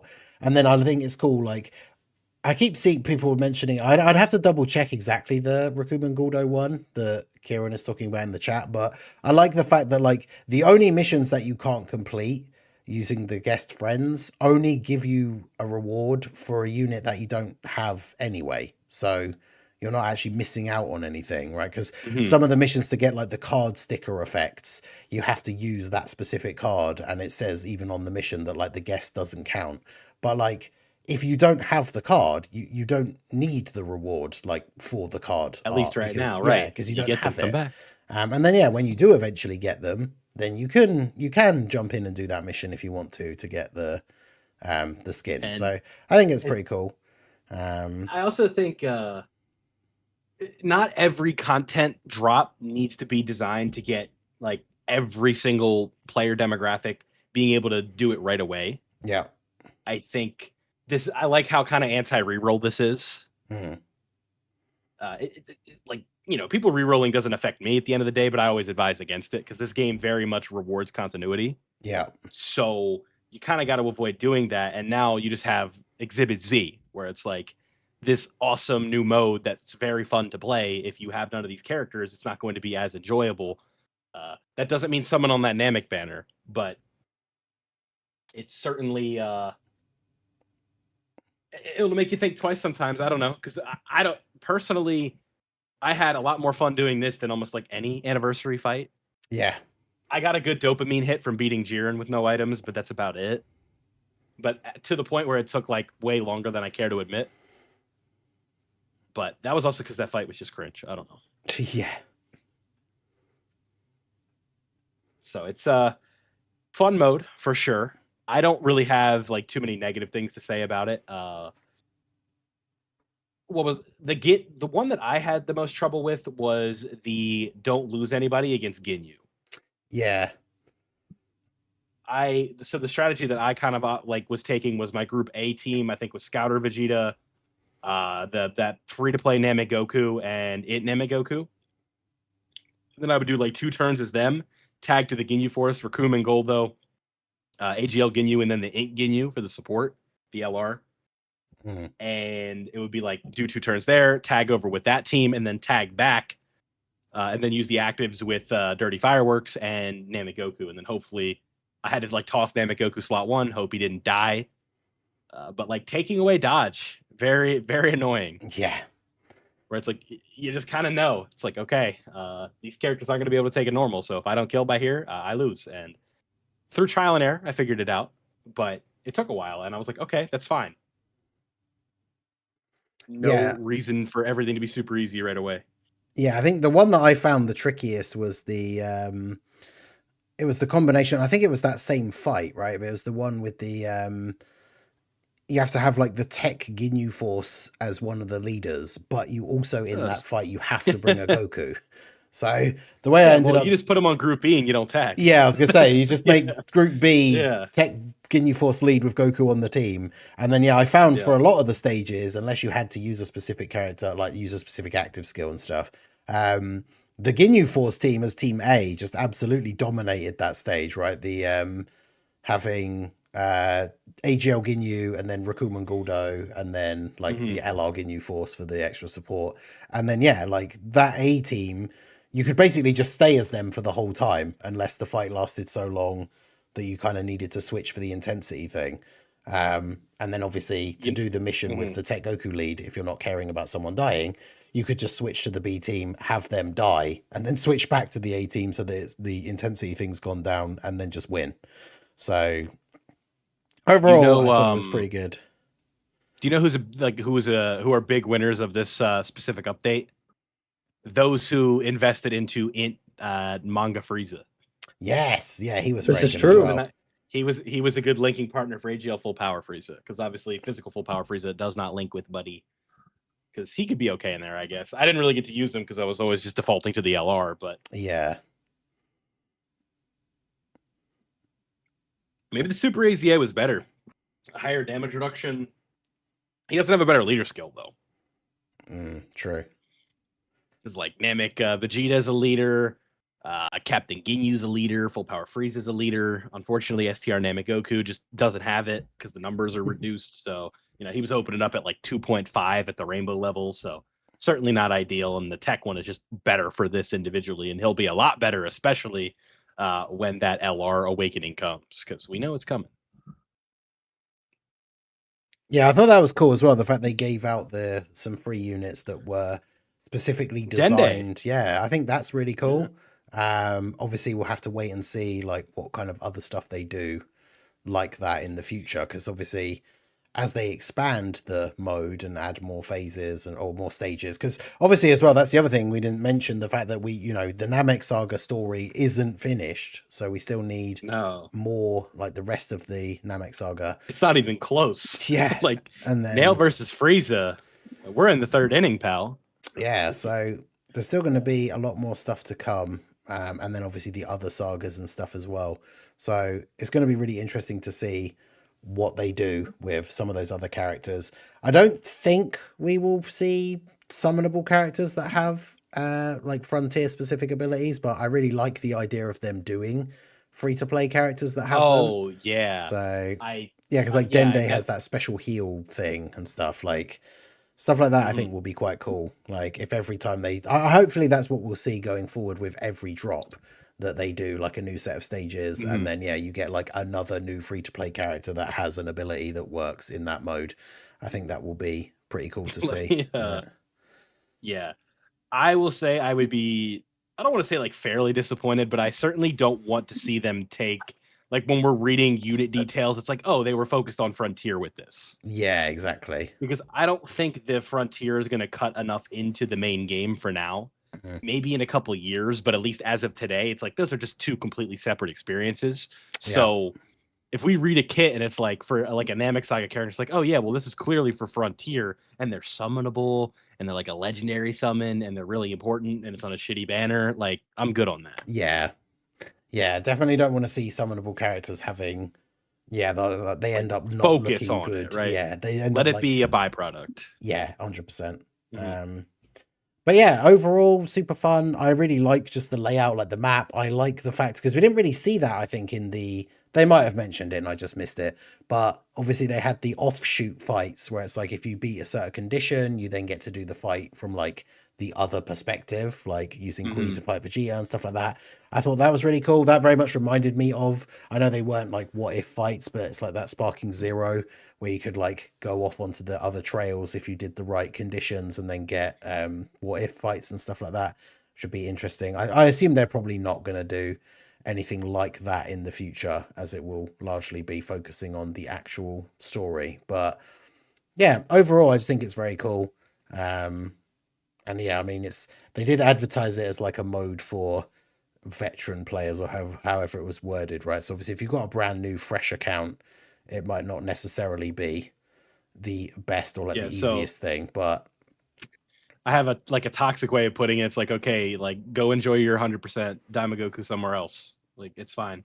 Yeah, exactly. We'll enjoy our Frontier, and you have dupes in your LR that you re-rolled for. Like, fine. Yeah, exactly. Like if you Keep don't flexing that Rainbow Star on Twitter, kid. Yeah, exactly. Like it's those other sagas will come and stuff in the future. So like I said, when we get stuff like Boo Saga, like you said, Universe Survival Saga, if they do a Daima one at some point, like it'll be cool to be able to do those with the different characters from the different arcs and everything. But yeah, for now it's just Namek, which it is what it is. But overall, very good. I thought it was very fun. And it took a decent amount of time. Like I say, I think it took me about 3 hours to do the whole thing, and I still had like a mission left over I had to go back and do. So yeah, overall, I know, very happy with it. I had like my initial hour recording. I uploaded that video, it flopped, so I didn't really bother with the other ones. But like off camera, when I was playing it, it took a while. Like in between like my classes and stuff that day, like I didn't get done that Ginyu mission until like I was done for the day. So it was tough, but it was fun. Like I enjoy when it's not just a walk in the park. Yeah. Like it's more fun. Like obviously, like if I'm doing that live or something, I'll just be complaining, like calling the game cringe, saying it sucks and things like that. But it's at the end of the day, like it's a fun time where it's not just an easy no item run. Because I kind of found that with the Red Zone revamps, I had to ask around. I'm like, did I just get lucky? Because again, I first tried all the stages but one for the Red Zone revamp. Yeah. With no items. So I was like, am I just the greatest Dokkaner of all time, or are these really easy? And I got lucky, like super lucky one time, because like Kai Goku survived a KO attack and then dodged the attacks after. Nice. But other than that, it's like, I don't know. But again, a challenge is fun. And I think that this mode has a good combination of it's sort of feeling a bit more grounded. It's more immersive. And it's not too unfamiliar from what we're used to with Dokkan. That was kind of like a worry where it's like, I didn't need a new battle system where I'm interacting and like moving around with my characters and pressing specific buttons. It's like we're playing Dokkan, but the mode just feels a tad different. And I think that they did a good job of balancing the two, where that wasn't going to be easy out the gate. But I think they found a pretty decent like way of doing it. Yeah, I would agree, 100%. Yep. I mean, hopefully, I'll try it this weekend, 100%, and I'll give better thoughts later. But it looks fun. Yeah. Yeah, I agree. We need Chain Battle back. No. It's true. I will say it till I'm blue in the face. You don't miss it. You just miss the rewards. Yeah, exactly. Both is true. Okay, so oh yeah, that was one thing. I was trying to look back in the chat because there was something that somebody mentioned that we didn't put on the outline, which I thought would actually be kind of interesting. We did find out from the stream, I think it was, when they were revealing the stuff, about the fact that the schedule is changing again. For this right. year. There you go. Yeah, so I wanted to know what you guys thought about that. I saw some people immediately, because I guess it's always funny. There will always be the conspiracy theorists in every single, fandom or whatever, in real life, every aspect of real life. Immediately when they announced it, like people, because I think, it was on the stream because I was watching it live. And like immediately when they announced it, someone straight away in the chat was like, oh no, I bet it's because actually like the GDC units just weren't ready. So now they've delayed the GDC like until later in the year. So yeah, what do you guys think about Well, make them better. They told us why they did it, and I think it's because of JP player feedback. I think is what they took into consideration with that, because obviously global players wouldn't really have any struggle with understanding that layout of how the battles went. Yeah. But I think that JP players, are kind of like, this is a little bit weird, because I mean that TDC celebration used to be the Tanabata celebration, and Tanabata obviously makes sense that it was during the Tanabata holiday. Yeah. So maybe they're just like, oh, it's just weird seeing these characters sooner than later. I don't know. I don't think it was that confusing, but I mean, at the end of the day, most players are casual players and they come back in for big celebrations. So maybe they're like, oh, what if they log in during September and they're like preparing and they're like, oh, it already happened.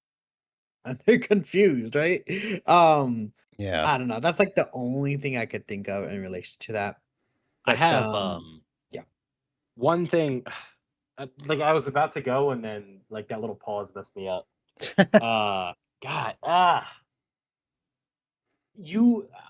of like get myself going here, right? Where you kind of brought up the holiday. It's like it's the same thing with Golden Week. You know what I mean? It's like this isn't just like something they made up. This is like a thing over there. This is not. It's not just like random, right? Yeah. And as somebody who kind of wanted to pilot my Dragonstones, if you will, I was like, we can kind of have a focus to GDC, but now they're going to do a Dokkan Festival and a Carnival LR like right before it. But I also kind of liked how GDC, I liked how they did it in 2025 because it just felt like, their way of reformatting the global anniversary. Yes. Where now, we're coinciding with the Japanese holiday, which is fine. But I don't know. I didn't mind that format. I thought it was actually kind of a good idea. But, if you want to shuffle things around, now it's like TDC is going to drop like an LR Gogeta Blue or something, and we're going to have to tell players like, the GDC's in a week or in a month and a half or whatever. Yeah. No, it'll be in like 2 months. Yeah, because it just kind of makes the global schedule kind of go back to sort of what it was like before, but not where it's like, July will now be Tanabata, and then global the GDC is when the worldwide was kind of. The thing is though, like the thing that I thought was weird about it though is the fact that like didn't they say? I mean, I might have just been misremembering, but like the feedback was that the reason why they were going to change it is the feedback from the JP players is because they wanted like more time, like it was something like more time after the anniversary. I'll watch the VOD.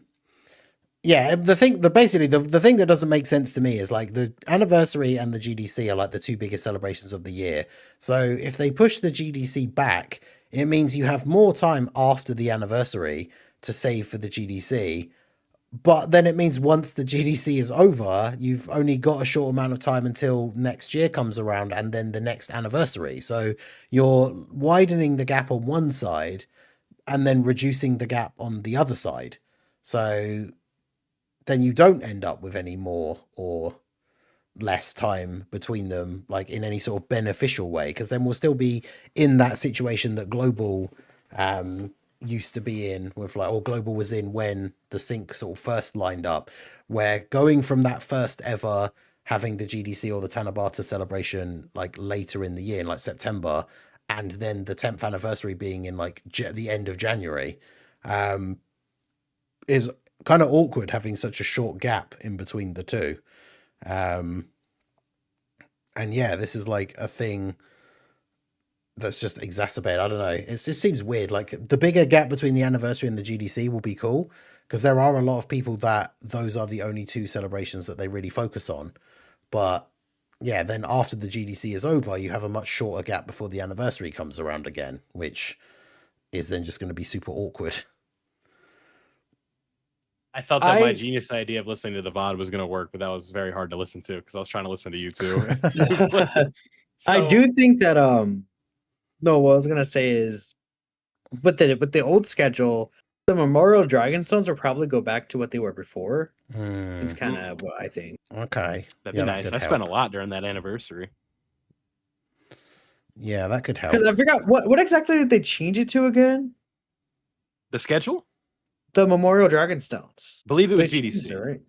Yeah, but like, what did it change to? Like what the did it calculation become? period? No, like what? No, Wasn't I it think they were just different? Memorial Stones. But they weren't it? as good, I don't think. Because like, no, Toon DM me asking about the thing, like about Memorial Stones. Oh yeah, because they split the banners, but they split the banner into the Dokkan Fest and Carnival banners, but then they made the available pool of characters only like a certain range and not like all the characters that were available before, so that you couldn't get some of these old characters that are like. Okay, so I found the answer. I managed to. I guess it's easier to listen to the AI from the producer letter when you were talking, but it was. They said that they felt that the period between the GDC and TDC was too short. Oh, so they didn't like. Okay. They experienced 1% of global player pain, and they said, yeah, like no. Yeah. So they like because I mean. That's like the only thing I think that I feel bad for, like pre-sync global, was just that stretch. Yeah. And it's not like it's the holidays where you're getting that big bonus either. Like it's you know, it's just August. So yeah. And then the other thing as well that I saw people sort of kind of complaining about was the fact that like where they moved the GDC to, it was kind of like you know, obviously it was the way we essentially took it because of the format of the celebration. It was like taking the worldwide, repackaging it, and then moving it up a little bit in the year and making it so that that was the event that was kind of like the global anniversary. And so I've seen quite a few people actually complain that, especially because the TDC for last year wasn't that great overall. I mean, Golden Freezer and Gogeta are good, and I've seen people, they've kind of had a little bit of a resurgence recently. Broly was disappointing because he's basically a festival merchant, but the celebration itself overall wasn't particularly great for like content and stuff. So I've seen a lot of people say, oh, great. So the celebration, you know, that was disappointing and lackluster, that's now the celebration that's basically the global anniversary. So it feels like a little bit disappointing to global players that the celebration that will be coming around when it's the anniversary of the version of the game that they play, like that celebration is potentially not going to be all that great, or like not on the level of the JP anniversary or like the GDC, which, I mean, that thing I don't really care too much about. Like, as long as they acknowledge that, like, hey, you know, it's the global anniversary, here's like some free stones or whatever. Like, I don't think the celebration itself has to be a GDC level kind of thing, because we're still getting that celebration, but I do kind of see that perspective a little bit. So I know you guys well, I know Vil, you dabble in both, but I don't know what you guys think about that from the perspective of JP players. Yeah, I only dabble in both for the sole focus of content. Yeah, it's not a like I like playing both versions because it's like a hustle. It's just that's how I can kind of put myself in beginner shoes. Yeah. So, but no, like I completely, it's interesting. I just don't. I kind of zoned out a little bit. I'm not gonna lie. I heard you say like I dabble a bit, but I just don't. Why can't I talk all of a sudden? Like, it depends like how they handle TDC this year. I think that they are kind of in a make or break for that celebration, because if we take our sample size and it's like 2025, people were, it just wasn't that great. As a festival fan, I liked Wrathful Broly, but that isn't to say that I thought the celebration was good. I think, but in years past, there have been some major hits for Tanabata, right? We've seen UI Goku and Jiren. That's like one of my favorite fights. So that's a big hit for me. Super Saiyan 4 Goku and Omega Shenron. That was super fun for a lot of people. I don't care about how Super Saiyan 4 Goku aged. When that character came out, it was super hype. And you think like the year before, Fusion Zamasu, Trunks, But like Super Gogeta, Janemba, that Super Gogeta his animations are ones that'll get you out of your seat, you know? I was like, Yeah. oh my God, what is this? Like, Yeah, and it's kind of 100%. crazy to think that those animations are kind of just whatever now. But at that time, oh baby, like they still hold up. They're really good still. But Yeah. you know, so yeah, was Super Saiyan 4 Goku Battle on Global? I don't remember. Yeah. Yeah, unfortunately, he released after the worldwide celebration, the future worldwide, Yeah. and just got absolutely Well. destroyed by all of that content. So it was very, That's why we very sink. unfortunate. Yeah. So if TDC this year, they kind of right the ship a little bit. It's not just a disaster. Disaster, I think, is a bit aggressive, but it wasn't Yeah. as exciting as we had hoped for. Yeah. Certainly a very jarring headliner where it's like, I think they just wanted to do a Golden Frieza. So they're like, how can we do this? And they're just like, they just like broke glass and they're like, just throw Gogeta on it. And even that didn't even save him because he didn't start out as Gogeta. But who knows? I think I kind of like, it's tough. I think that this format will segue a little better for the longevity of the year. And that kind of matters to me, especially as like, and all three of us, like we're all content creators where we leave September and then it's just over. Yeah. But then it like, well, it's just too much. Excuse me, I misspoke there. Like the gap almost feels like it's too much. At least with the GDC, where it kind of felt like after GDC was over, it was just wraps on the year. Because like TDC was all right. Like there was some excitement, but it wasn't nearly as much as, you know, say a GDC. But like maybe with Tanabata and then GDC. When did TDC end last year? Maybe I think I'm talking out of my ass here. Not intentionally, but I may be wrong with like the schedule. Yeah. Because I didn't like that the biggest like stuff of the year was over in July. Yeah. Like all the big stuff during the year. Yeah, because then the TDC, like we said, overall was kind of disappointing. And then, yeah, it was like there was no heroes. And then, yeah, there's just like. Oh, get that polar bear in Arlington, Texas. What are we talking about? But yeah, like the kind of stuff that we were expecting, like that we would normally we're get in a hero like, safe schedule. Space. I got to be careful. But even something like that, like obviously for people who didn't care about it too much, then it wasn't much to worry about. But yeah, like that was a thing that happened in November every year that was like for certain people in the community, of course, was like an exciting time in that sort of lull period. And like you said last time, Vegito, GDC moving up to where it was, and then yeah, like nothing really major happening after that definitely has a impact on the overall perception of like how the end of the year kind of plays out for the game. There's a big difference between the like 1 LR at a time dropping during like the fall and then it being 4 with expected major EZAs. Because if you just look at GDC and how jam-packed that was, and you put that over the course of the celebration, because it was like over the course of the worldwide download, because it's basically we're just going back to worldwide. That's basically what this is. Yeah, basically. So that runs from the end of August to the beginning of October, essentially. If I guess it's like going to the news tab on Dokkan Info is kind of like it's fine, but it won't really give me.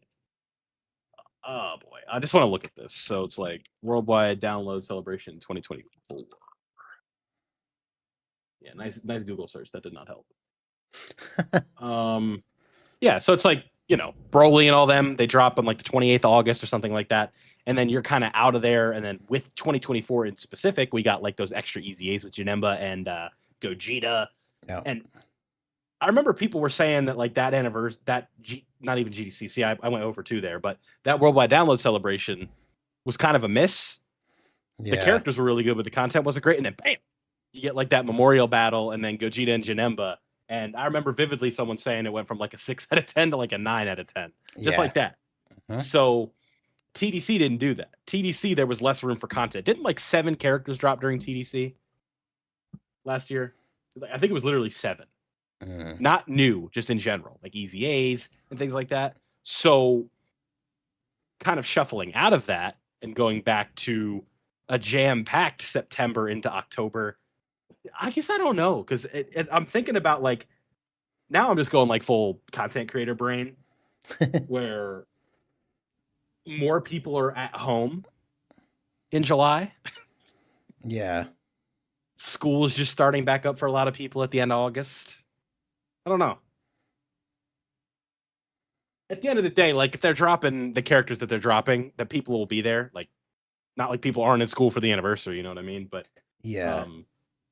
So and at work too. So it's kind of interesting. I think I'm yapping, but it's certainly interesting. I didn't expect them to change that so soon. It's just like they got 1 year of feedback and JP players just didn't like it, and they're like, all right, Yeah. that certainly doesn't help my case of saying that they don't like just only consider JP player feedback. But like they said it was overwhelming and it was in English, so who knows? But yeah, it's like that joke you made. That's actually kind of funny. The fact that I hadn't even thought about it that way, really. But it's like, yeah, they had 1 year of the schedule being sort of what it was like on global, and that was one too many. They're just like, no, we don't want to do this again. It's like, man, we had this for 7, 8, 9 years. Like, right? Yeah. Why do I give a damn what global's doing? Like, this doesn't affect me. I'm on the canon timeline. Why do I need to suffer? But it is funny how that kind of all works out. Yeah. Yeah. The only time I kind of like, I want to circle back this a little bit. It was like, I felt awful for global players during summer of 2024, where it's like, here's Gogeta and Broly, who they did just like the most, I don't want to say sleazy, but like the most generous thing ever, where they're like, it was like unlimited featured steps because they had clearly sniffed out the vibe of the player base. And everyone's like, skip part 1, save for Beast Gohan. Yeah. Yeah, you remember that? They're like discounted multis, featured steps. And then people were pissed that they weren't there for part 2. I'm like, guys, these are not going to be here for part 2. They know that's where you're going to put your stones in. Yeah.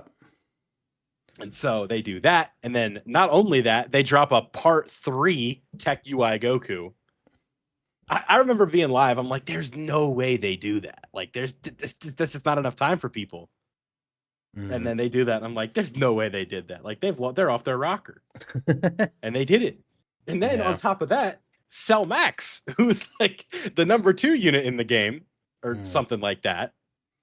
So it was just that was a brutal stretch. And it's like, oh, damn, like that sucks.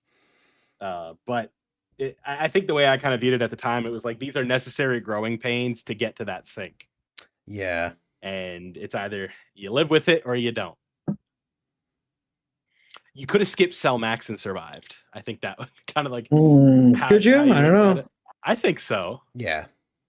How real was Super Bosses? Yes. I mean, he was definitely he was a cool to have card. Yeah. Okay, but like jokes aside, yeah, you could. Yeah. It was like a character you skip. I love how that's your window. It's like I think like the safest claim of all time, like skip a legendary summon. Yeah. Like, nah, actually, I disagree with you. You needed to go all in on that banner, but that was like, yeah, it was that's just brutal. Like just from one gacha player to another, or it's like that's only a couple paychecks over the course of a lot of characters you want. And if you are free to play, like there's just no way to, navigate that. Where it's like if you wanted Tech UI, you probably had to skip part 1.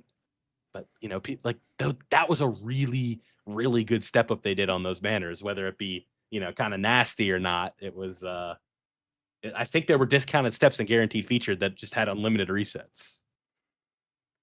I think. Yeah, I think so. I know for a fact it was there was guaranteed featured at the end. I know that for sure. But I don't remember it because that was just such a long time ago. Yeah, it was like a very weird sort of step up, like the way they did it. But yeah, it had like a funky looking overlay over it. Yeah. And I wonder if GDC this year we get the 44 tickets. Probably not. I mean, that would be really nice. Yeah. Yeah, I think I have to win one of those this year because I didn't win last year. Yeah, I mean, I got go Super Saiyan 4 Gogeta off of the first one, and then missed on the second one. But obviously, all right, I'm almost all the way back here. Here we go. Okay, yeah. So it went 30, 40, 50 free, 40, 45, 50 featured SSR. Okay. So 8 steps with the free multi and the guaranteed featured, unlimited. Okay, so yeah, that was definitely very interesting. But yeah, like you said, it's kind of one of those interesting things that they did when the game was different, like the two versions were different. Because yeah, it's like, well, we know global players know about Beast Gohan, so we have to do something to make everybody want to summon on the right.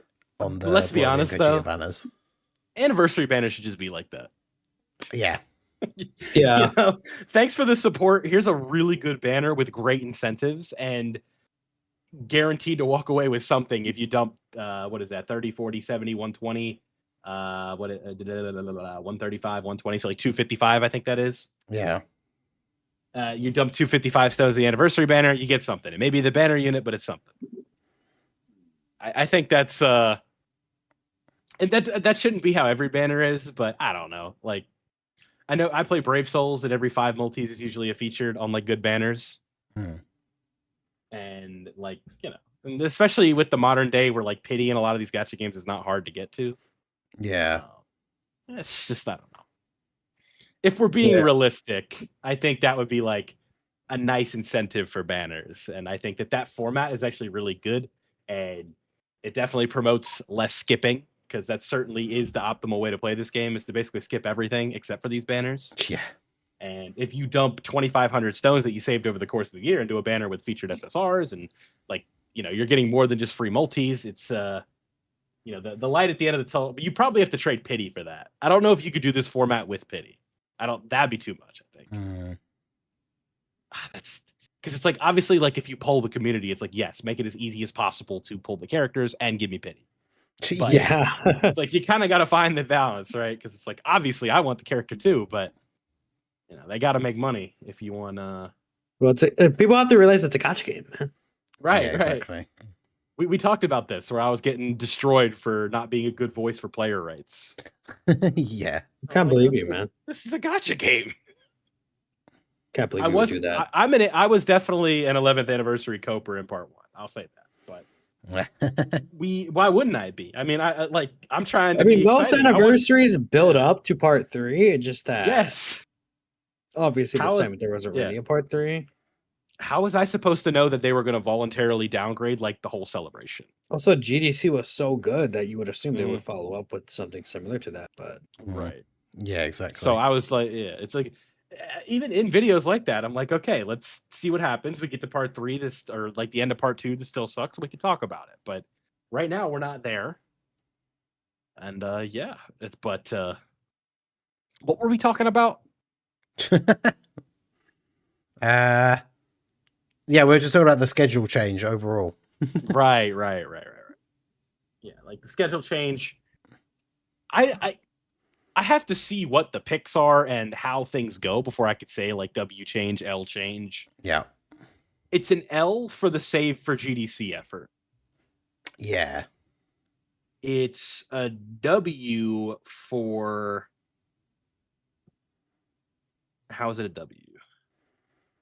Yeah, I'm not sure. I don't really see having something more exciting in June, I guess. Yeah, it's just like the later part of the year being better is kind of the only real like sort of big W for it, I guess. A W for familiarity. I guess. It kind of like doesn't throw off the whole schedule. It feels a bit more routine. But I'm reaching and I'm grasping at straws here, trying to figure out like it's like it's not a huge deal. Yeah. Because it's not like they're just because it was a big deal when they said it's no longer the worldwide download celebration and it's now this and we're moving it up. But now they're just saying like, okay, y'all didn't vibe with that. We're moving it back. Like that's basically what they're saying here. Yeah. But the thing is TDC felt like a big downgrade from Tanabata's of years past. So 100%. And obviously this year, the Dokkan Supreme campaign, aka the 11th anniversary, they were like they did call it that on like a roadmap. It was like the DSC. Yeah, it was going to have a different name apparently, and then it just didn't. DSC. Oh. DSC 1000%. I don't remember what roadmap it was, but it 100% existed. Yeah, they were going to give it a different name because they were going to call it the anniversary. But then, yeah, they just decided to just call it the anniversary anyway. The Dokkan Supreme Celebration was what it was called in the news. Yeah, in one of the newsletters where they did like the new roadmap. It's like this is going to be this that was the old too. schedule. This is the new schedule. Oh, it was also You it was know- also called that in the in game. You know what I really miss? What? The 10th anniversary roadmap graphic. That was really good. They had the sagas, the question marks. We all got like 45 videos out of it. Yeah, it was beautiful. Awesome. Predictions, confirmations, like It was so good. they were thinking about us. Yeah, it's just They cool. weren't like- thinking about us for the anniversary this year. 2 parts. I want my part 3 titles. You know? You're so right, man. Yeah, and then we had like the part. I agree. It was like when I somebody. I genuinely do agree. I like collecting titles. Oh yeah, no, titles and just overall player morale. Like we talked about this, where it's like Exactly. they said it's only 2 parts. Part 2 is coming to an end, and it's like, oh, that's it. Yeah. Player morale as a 100% has to be considered when you talk about a celebration. Maybe not on the analytics, but player feedback. How many of us did a survey video where like we open it? It's like we're gonna be honest to give our thoughts here, Yeah. right? Rather than Yeah. being like, all right, let's glaze Omatsu. We got to talk about that. Oh yeah, shit. Oh, That's a I good mean, point. yeah, that's true, huh? Omatsu passing the torch to Geppy. They Yeah. certainly, looking at it in hindsight, they certainly were, I don't want to use the word, but like it felt like kind of like grooming Geppy a bit, right? That's Training certainly Geppy. one way of saying it. That's why would you say it that way? What is your issue? Because it's not. It's like that's a term. Like it's fine. Yeah, it's like you grooming a dog, you know? No, Well, no, it does actually have like, yeah, it has. It It, has did. a literal It did. meaning. It did Yeah, have yeah. a not negative connotation before. Yeah, Right, like you right. could say, like So- grooming Yeah. like grooming your protege to take over. Like, right. yeah, So they're doing there is that a with, there is a non-negative term for it. Yeah. Yeah, Yeah. it was. yeah, it was. That's fair. They were easing that transition for Geppy. Yeah. I think is a Yeah, better there word. you go. So he was in a lot of the producers' letters, right? And doing like there for the anniversary streams. And he's like when obviously it was kind of like a blowback when they said something. It was like, whoa, like no, Omatsu. Because we've grown, everyone's grown so close to Omatsu. Omatsu is the longest running producer for Dokkan. Like he Right. was Yeah. the When did they longest running start? producer. He started with the Cooler Worldwide. That's when he was Okay. the main producer. And that's why, to be fair, okay. Think about it. Omatsu started off with the Cooler Worldwide Celebration that everyone hated when it came out because of 2 things. I One, loved it. but- Carnival coins. People Yeah, hated Carnival coin implementation. Carnival coin. 2, people hated the cooler what is it, the Wicked Bloodline and then something Pure Saiyan event, like that super long title. Oh, People yeah. hated that event because it had characters. It was like That- one stage, by the way. It was like It one, was 2 stages. two But stages. there was characters that had the new characters had bonuses in there, and it reminded them of Mhm. Legends. How Legends powers up the new characters and like events that come out, things like that. People Yeah. were worried, oh, they're going to push the game towards a lot more of a pay to play aspect. Omatsu is because there is now a new coin that's available. We can't exchange our yellow coins.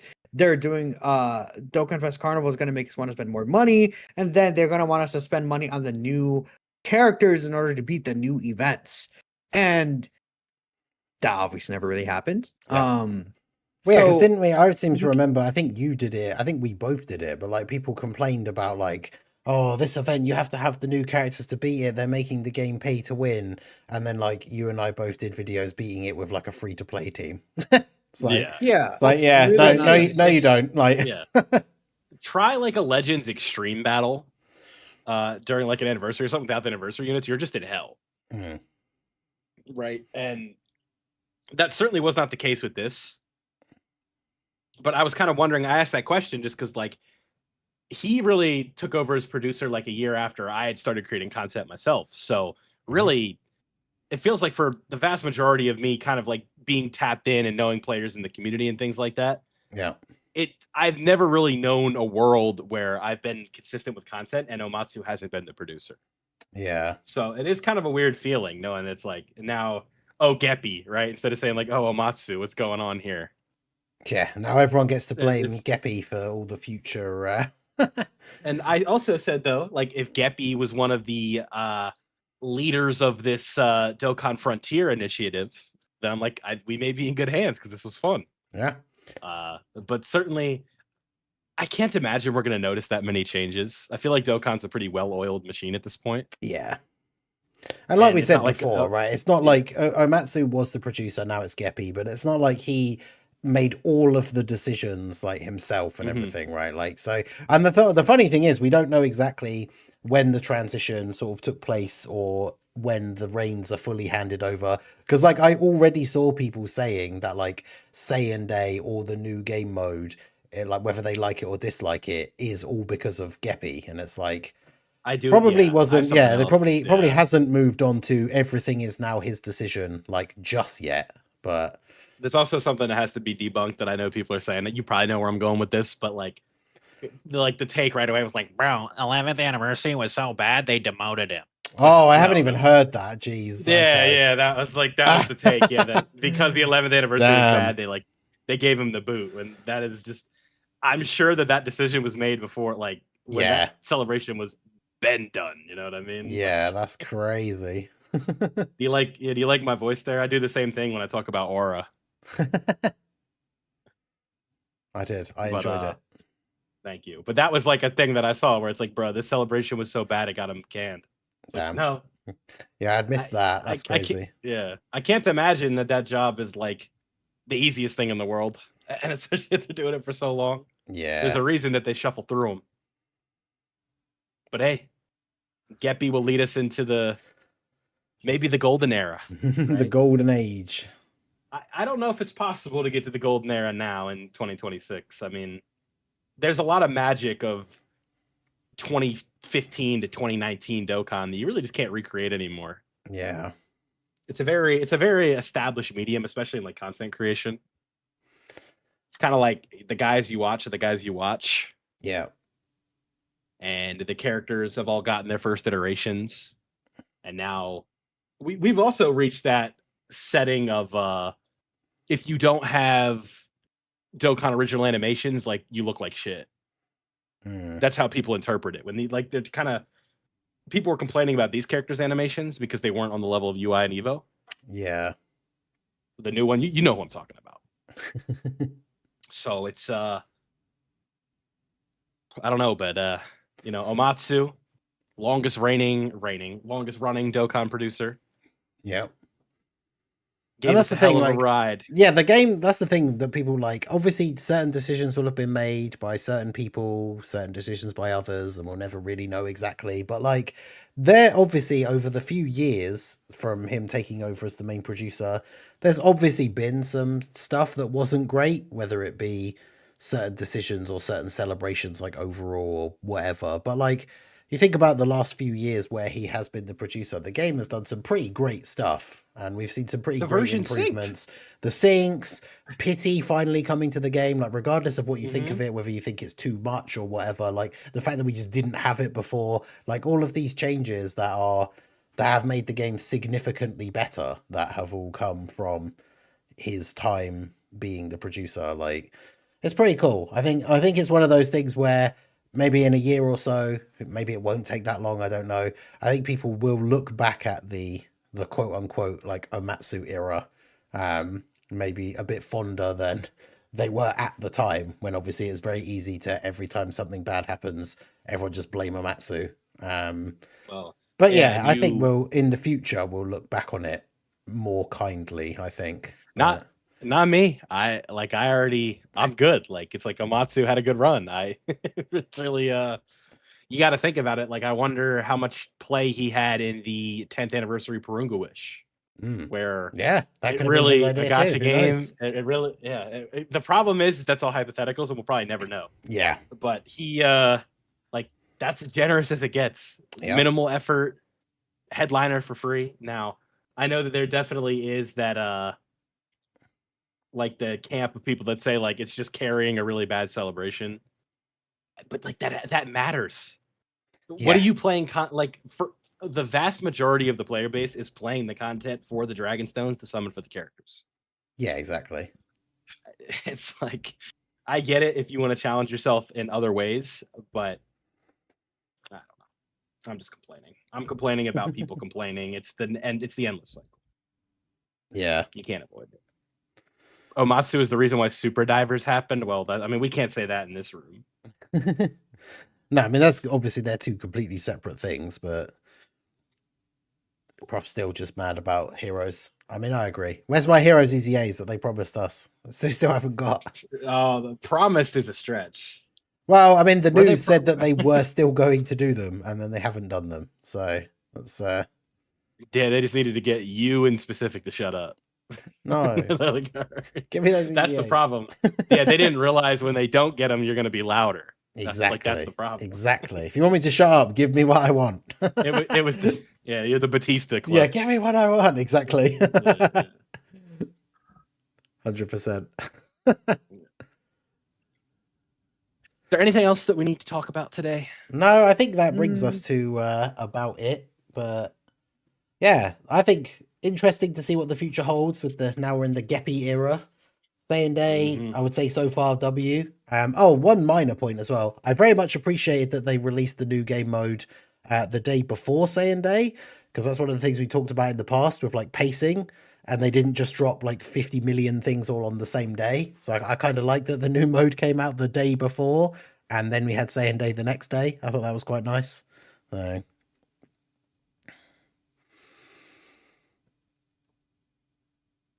Yeah, no, I mean, overall, we had a pretty good, past few weeks, honestly, for Dokkan. It's really funny because, the anniversary kind of ended on a sour note with all the events leaving, but I think Saiyan Day has been nice. Hopefully, we get some more content sooner than later. If not, I mean, chat, we're going to be waiting until, Golden Week at earliest. Worst case scenario, GDC might be the next time we see content. But I don't think they're going to wait that long. But yeah. I mean, TDC Kanabata traditionally in the past gives us a fun fight. Like what? Like Omega? And what else? Goku Frieza? True. Goku Frieza was good. Maybe we'll see something for Tanabata. I think that could be really good. That's what we got to hang on to right now. Yeah, I think with them moving it to that time slot I do where like the global anniversary is, it kind of has to be good. Yeah, I would hope so. I mean, maybe we'll see a global Dokkan login celebration too. Who knows? Yeah. I know. Just thinking about spring into summer last year, it was just every time I'd see details for a new character or reveal, I just hit the desk. Where it was just like, "Are you kidding me, PyCon?" And then they're like, "Oh, we got something for you. You just wait." Yeah, we're going back to Dragon Ball. Oh, great! And they're not doing the stuff people want for whatever reason. We just can't get that. I don't know why. It's like there's two things people want from that series and they just don't give it to us. Yeah. It's always hindsight where it's like, oh, the choice could have been Kid Goku instead of this. And people are like, yeah, but then we get the Kid Goku and they don't want it. True. All right. Well, if there's nothing else you want to add, I think, Minato, you see us out. Dokkan's great.